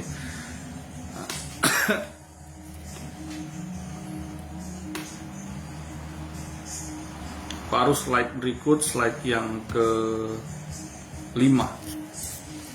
Latar belakang pernyataan perjanjian lama. 1. Menurut penggambaran Kristiani, kitab ini diberikan oleh Allah kepada orang Israel dan berhubungan dengan perjanjian antara Allah dan umat Israel melalui perantaraan Musa di Gunung Sinai. Bapak Ibu, ketika bicara Taurat, Bapak Ibu, Jadi perjanjian lama, kenapa disebut perjanjian, covenant, ikatan atau testament? Itu Allah mengikat perjanjian dengan bangsa Israel. Itu perjanjian yang disebut perjanjian lama di zaman dulu. Tapi kenapa ada perjanjian yang baru? Kejadiannya sudah lama, tapi disebutnya sampai sekarang perjanjian baru karena Allah mengikat perjanjiannya dengan manusia lewat Yesus Kristus. Sudah tidak lagi hanya dengan bangsa Israel, tapi dengan seluruh umat manusia lewat perantaraan Yesus Kristus. Sehingga kalau umat manusia yang percaya sama ikatan perjanjian Allah lewat Tuhan Yesus ini, mereka disebut orang Israel secara rohani. Dan Paulus bilang lewat kitab Ibrani, Israel secara rohani itu lebih Israel daripada Israel secara jasmani, Bapak Ibu.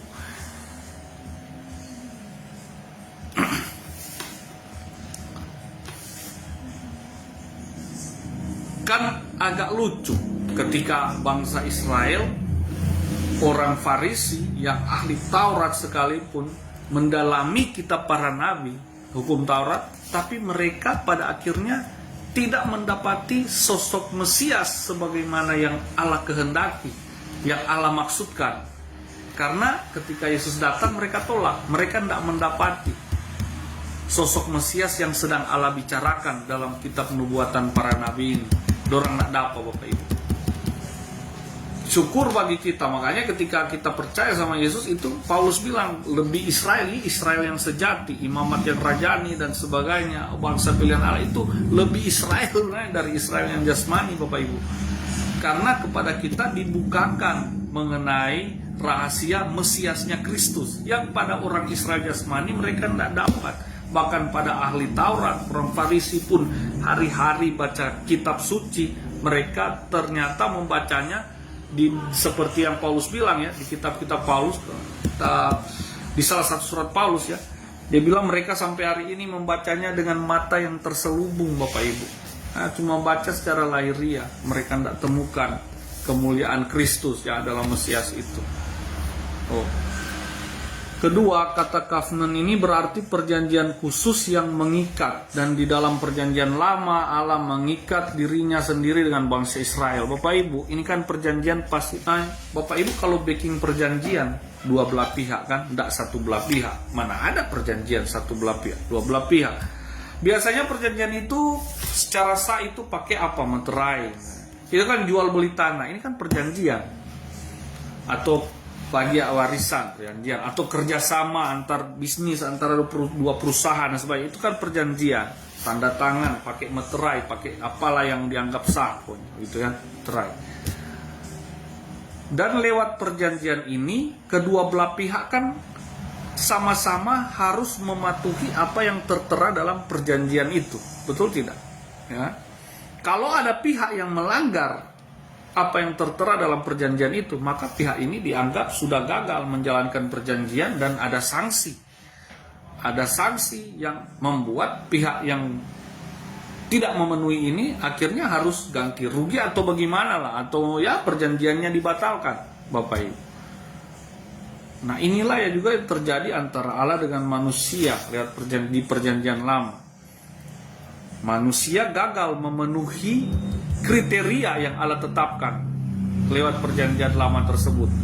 Cuman Bapak Ibu, karena manusia tidak mampu memang memenuhi itu, makanya Allah harus datang menjadi manusia, Yesus Kristus, untuk supaya lewat pribadi manusia ini, manusia yang wujud ilahi Allah ini yang sudah jadi manusia ini, lewat pribadi ini akhirnya Allah bisa menggantikan, ya, boleh katakan begitu, menggantikan posisi manusia yang dalam segala keterbatasan keberdosaannya tidak mampu memenuhi kriteria Allah perjanjian itu, akhirnya bisa memenuhi karena ada manusia Kristus, manusia Allah, atau anak manusia, itu Alkitab bilang, anak Allah, anak manusia. Kristus Allah sendiri yang jadi manusia ini. Hanya dia yang bisa memenuhi itu kriteria Pak perjanjian itu. Supaya di dalam dia perjanjian itu tergenapi Bapak Ibu. Supaya di dalam dia juga manusia yang mau mengikat diri dengan Allah Bisa akhirnya karena sudah ada Kristus yang sudah menang. Itu kalau di Wahyu bilang itu anak domba yang bisa buka segel, itu kitab yang mau dibuka, itu Yohanes sampai nangis, dia bilang Tuhan ada yang bisa buka. Lalu ada satu tua-tua yang bilang ada singa dari Yehuda, dia yang sudah menang, dia yang bisa buka itu segel itu. Bicara Yesus, Bapak Ibu. Akhirnya Yohanes bilang, oh iya benar, terhibur dia, guru saya yang dulu, yang sudah terangkat ke sorga. Dia singa dari Yehuda, dia yang sudah menang itu, sudah mengorbankan dirinya sendiri. Allah yang jadi manusia, memang harus Allah yang bisa memenuhi itu. Bapak Ibu, ya, yang bisa menggenapi firman-Nya sendiri, Bapak Ibu. Ini bukan berarti jangan sama dengan kita berpikir ini manusia Pak karena sudah terlalu tercemar dengan dunia, ya. Pola pikirnya jadi dunia. Seringkali lalu muncul tanggapan bahwa oh berarti saya udah bebas dong melakukan apa saja, karena sudah ada yang menggenapi. Jadi saya mau bikin ini, mau bikin itu, menyakiti orang, menyakiti diri sendiri, merampas milik orang, berbuat dosa ini itu seenaknya, bisa dong. Karena sudah ada yang menggenapi apa yang tidak bisa saya genapi dari perjanjian dengan Allah. Nah ini kan pikiran dunia, pikiran dosa, pikiran yang sudah tercemar. Pikirannya begitu. Dikiranya bisa puas, coba aja, silakan. Lakukan apa saja kalau bisa puas dengan dunia, Bapak Ibu. Tuhan datang menggenapi perjanjian itu supaya kalau kita tinggal dalam perjanjian itu, kita nak memberi diri lagi dijajah oleh dosa dunia, Bapak Ibu. Dosa nafsu daging. Hawa nafsu, nak memberi diri lagi. Karena hawa nafsu ini kan menjajah, bukan membebaskan. Ya, pola pikir yang dirubah. Iblis ini putar balik sebenarnya, Bapak Ibu. Penipu ulung. Jadi kalau Tuhan bilang A, dia seputar B. Nah gitu maksud. Lihat Taman Eden kan, manusia makan buah yang apa saja bisa dimakan kecuali buah pohon pengetahuan. Lalu dia bilang, Tuhan bilang kan kalau mau makan itu mau mati, enggak, mau hidup, dia putar, Bapak Ibu. Seperti itu yang cara pola pikir tadi. Ya. Dosa dunia, hawa nafsu dianggap bebas, padahal justru menjajah, Bapak Ibu. Padahal justru menjajah, menganiaya diri kita sendiri, batin kita sendiri. Lalu firman Allah, oh firman Allah ini mengekang kamu, akan membunuh kamu dalam segala kesulitan, mengekang kamu. Padahal firman Allah ini justru mau membebaskan kita dari berbagai nafsu dosa dunia, Bapak Ibu. Ini cara kerja iblis lah, licik sekali, Bapak Ibu. Tapi bagi mereka yang udah dibukakan tentang kebenaran Allah, wah iblis jadi telanjang, Bapak Ibu. Kan firman Allah menelanjangi segala sesuatu.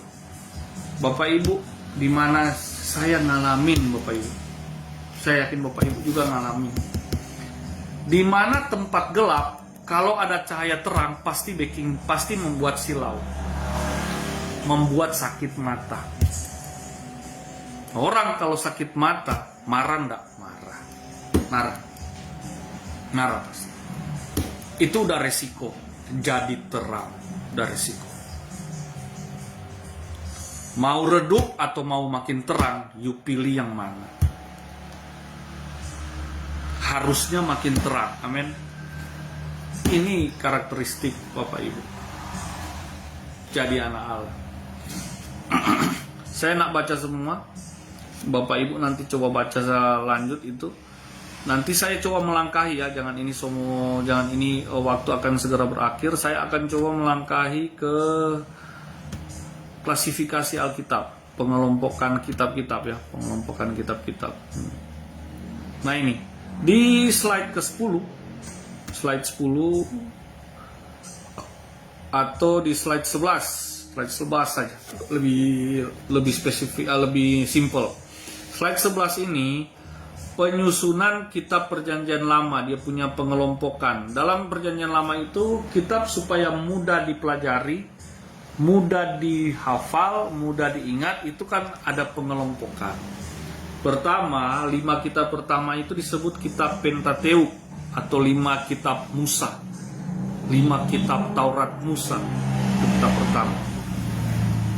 Baru pengelompokan kitab yang kedua itu kitab para nabi. Ini pun dikelompokkan jadi 2. Kitab nabi-nabi besar atau nabi-nabi awal ya.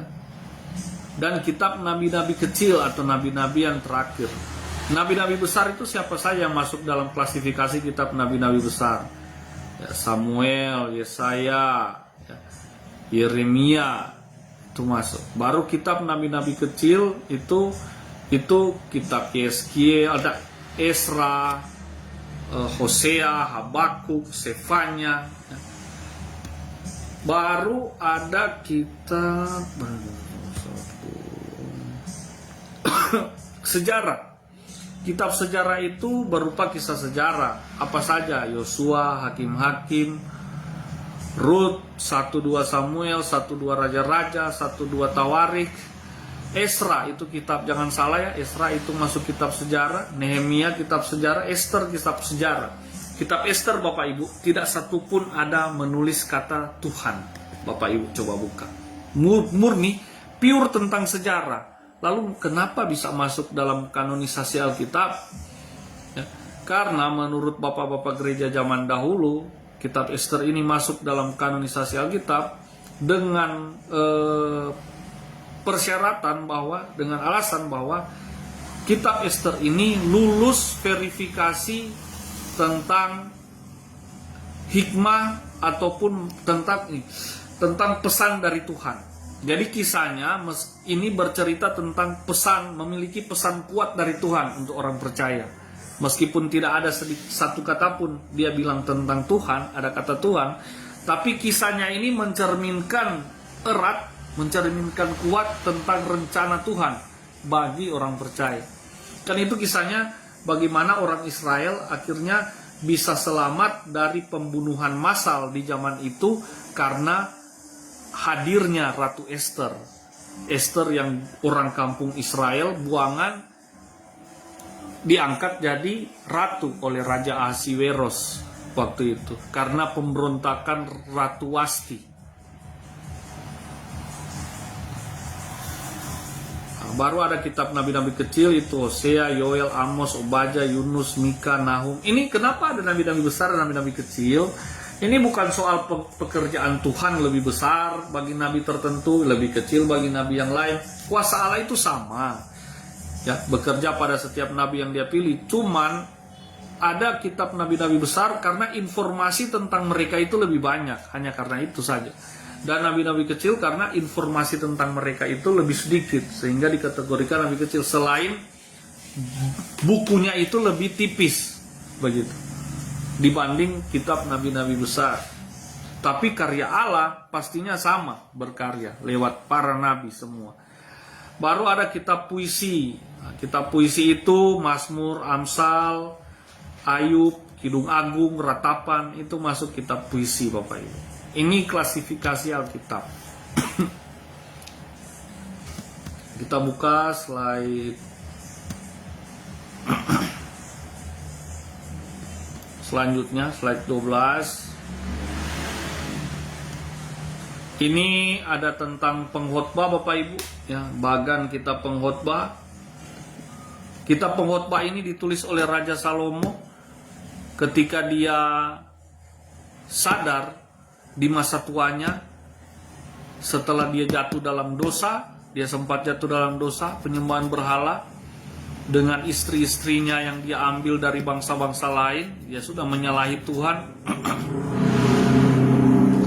Tapi di masa tuanya dia sadar akan kesalahannya dan dia akhirnya menulis kitab pengkhotbah. Perenungannya semasa hidupnya. Bayangin nih Salomo di kitab pengkhotbah dia mengaku ternyata semuanya sia-sia kalau tanpa Tuhan. Dia sudah mengalami semua. Bapak Ibu kalau bicara mau ikuti hawa nafsu, Salomo ini boleh saya katakan nomor 1. Dia boleh jadi sampel kita Bapak Ibu. Kalau misalnya mau bilang begini, ada enggak orang yang sudah bahagia di dunia ini dengan mengikuti dosa, mengikuti hawa nafsunya?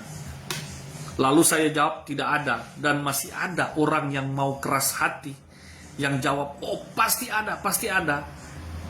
Ya. Meskipun batinnya dia tahu enggak, cuma dosa kan itu suka melawan.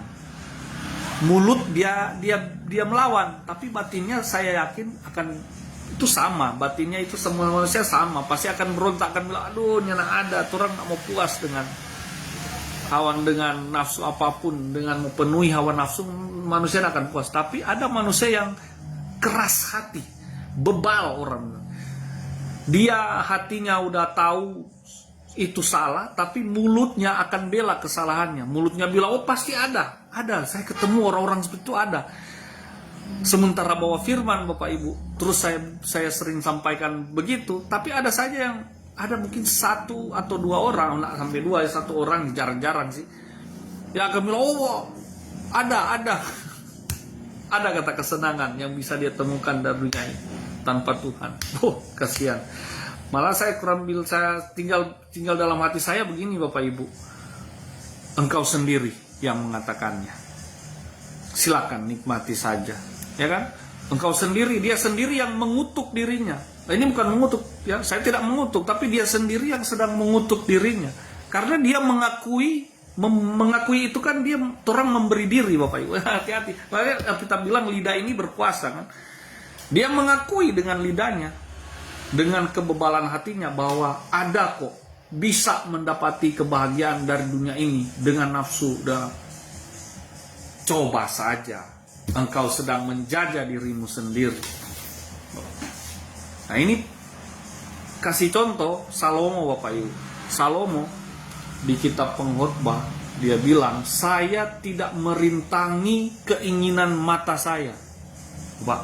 Bapak Ibu, dia raja waktu itu dan dikatakan oleh sejarah ya kan, ya karena di kitab juga tertulis, tidak ada raja yang pemerintahannya gemilang-gemilang, sukses seperti Salomo.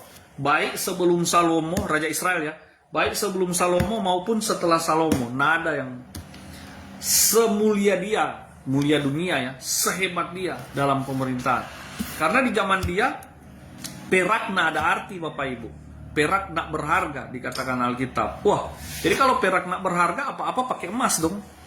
Makanya itu kerajaan itu ibu kota Yerusalem Bapak Ibu, itu dilihat oleh Ratu Ethiopia yang datang, Ratu apa namanya kok saya lupa ya, Ratu dari Ethiopia saya lupa namanya, itu Ratu Sheba ya kalau nggak salah ya. Ratu Sheba ini datang, dia lihat dari jauh itu Yerusalem seperti permata yang indah di atas bukit Bapak Ibu,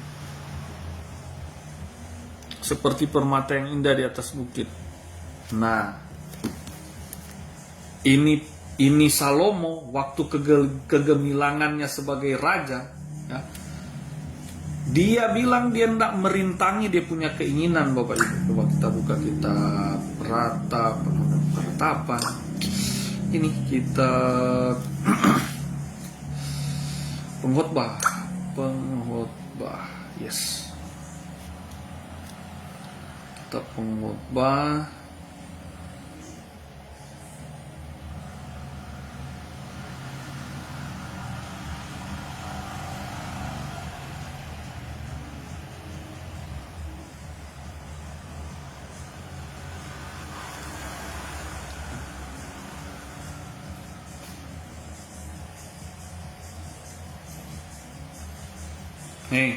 Pengkhotbah 2 ayat 10 Bapak Ibu.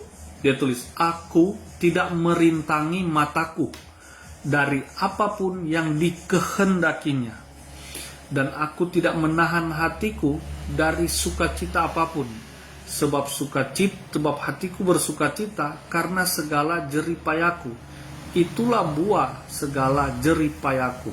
Ini Pengkhotbah ada bilang ya, di Salomo ada bilang. Namun di ayat 11, ketika aku meneliti segala pekerjaan yang telah dilakukan tanganku dan segala usaha yang telah kulakukan untuk itu dengan jeripaya, jadi semua DP kesenangan, DP usaha menikmati kesenangan setelah jeripaya, lihatlah segala sesuatu adalah kesia-siaan dan usaha menjaring angin. Bagaimana mau tangkap angin pakai jaring Bapak Ibu? Sia-sia.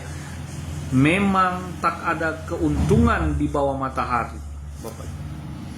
Ini Salomo, dia nyandak merintangi DP keinginan mata dan keinginan hati. Jadi gini saja kasarnya ya Bapak Ibu, lewat sesuatu yang dia rasa gagah, sini ambil. Nah, ada yang mau lawan, Bapak Ibu. Mau dia perempuan, mau dia laki-laki jadi DP pegawai, mau dia orang, mau dia hewan, mau dia barang, mau dia apa, kalau dia lihat gagah, mari ambil. Yang ada mau lawan. Itu pun Salomo bilang sia-sia. Dia nak dapati kebahagiaan sejati. Sampai akhirnya dia sadar.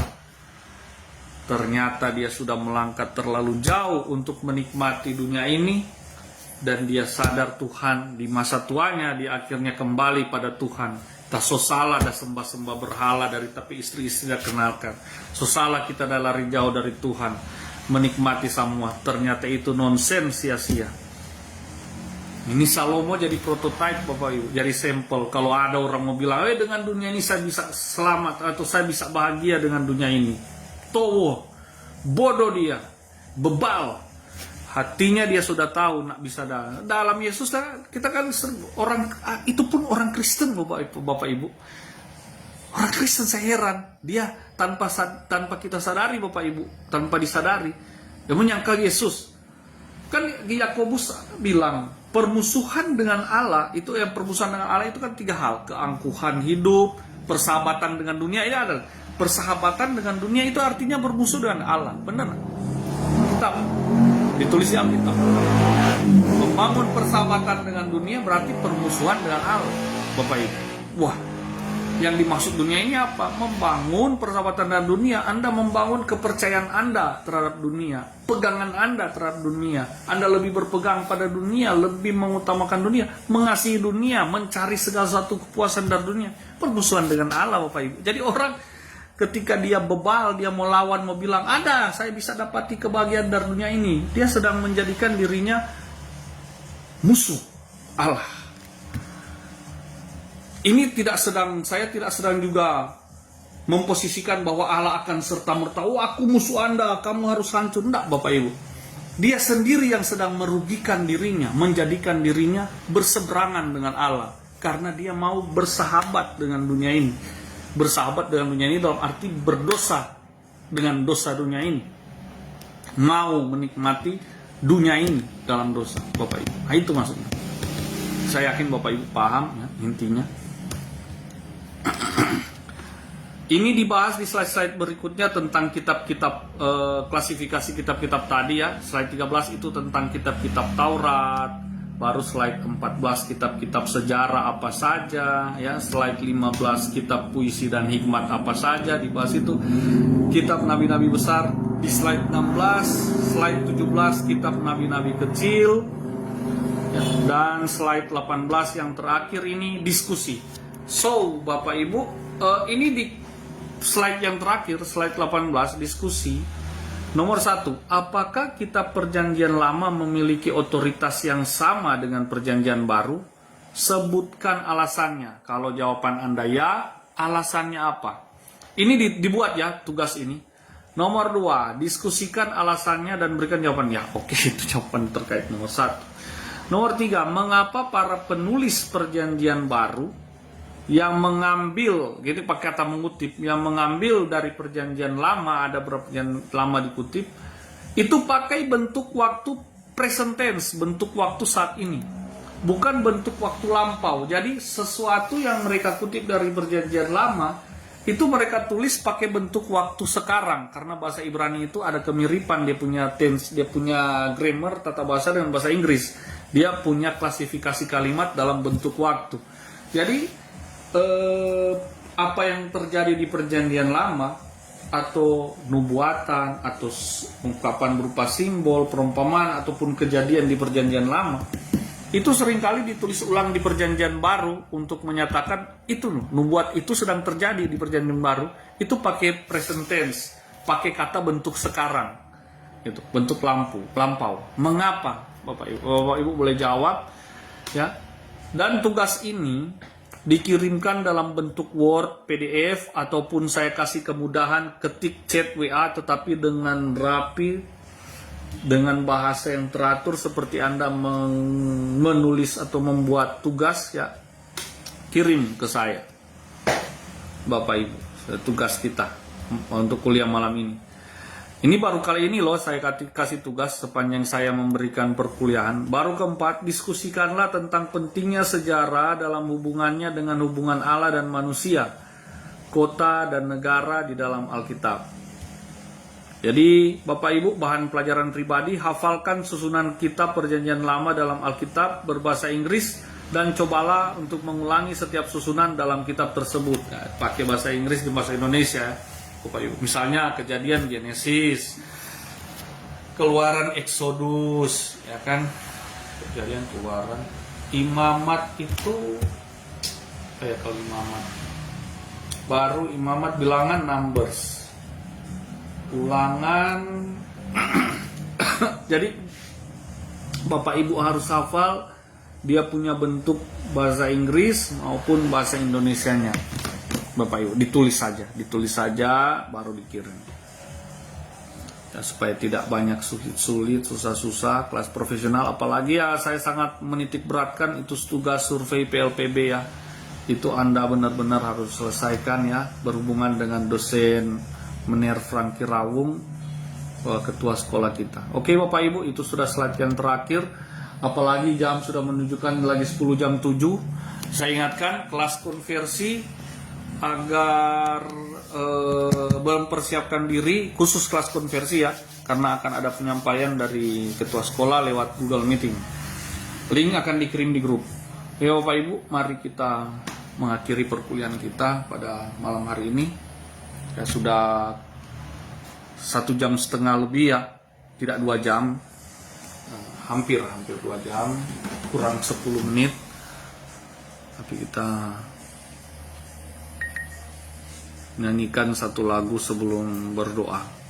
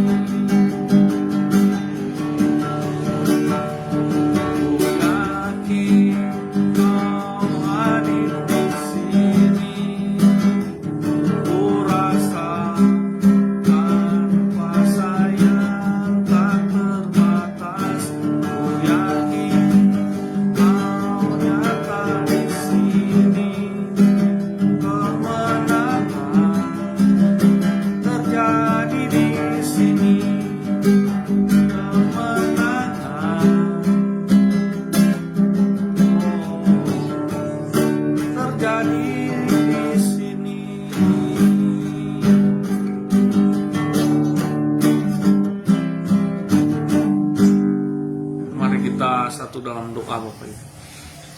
Terima kasih Tuhan Yesus, Allah yang baik, Allah yang telah mengikat perjanjian yang kekal dengan kami lewat kehadiran-Mu, lewat bangsa Israel di perjanjian lama, dan kehadiran-Mu lewat Tuhan Yesus Kristus di perjanjian baru yang menjadikan kami sebagai anak-anak janji ya Tuhan. Semua karena kemurahan Tuhan Yesus berikan kami semakin dibukakan mengenai Engkau, terutama dalam menghadapi hari-hari yang kata firman-Mu sendiri, hari-hari yang jahat ini, untuk kami beroleh kemenangan demi kemenangan di dalam Engkau, bukan untuk kami tapi kemuliaan-Mu ya Tuhan. Bebaskan kami dari apa yang tidak kami sadari, sadarkan kami ya Tuhan, berikan kami hikmat, ketenangan, buah-buah roh bekerja dalam diri kami dan nampak dalam diri kami ya Tuhan, sehingga kami beroleh kedamaian, ketenangan. Kami boleh berdoa sebagaimana kata firman-Mu. Kami bahkan boleh berdoa menikmati Engkau dalam hidup kami, berdoa sesuai dengan kehendak-Mu ya Tuhan. Dan Yesus, tolong kami yang tidak tahu apa-apa ini boleh dibukakan untuk menjadi tahu, dicelikkan mata rohani kami untuk saling menuntun, dengan orang yang lain yang butuh tuntunan untuk masuk dalam kerajaan-Mu yang kekal itu ya Bapa. Dalam nama Yesus, kami tidak lagi kecewa dengan dunia ini. Kami tidak lagi kecewa dengan apa pekerjaan-Mu yang sudah Engkau tanamkan atas kami, yang sudah kami lakukan. Motivasi kami Tuhan untuk melakukan lebih lagi dalam segala apapun, dalam segala hal yang oleh dunia mungkin itu mengecewakan, tapi justru memotivasi bagi kami karena Kristus yang tinggal dalam kami ya Tuhan. Dalam nama Yesus kami sudah berdoa menutup kuliah pada malam hari ini. Haleluya, amin. Puji Tuhan. Jadi nanti koordinasi tugasnya dengan dosen pengampu untuk mata kuliah pengantar PL ini yaitu saya sendiri. Shalom, selamat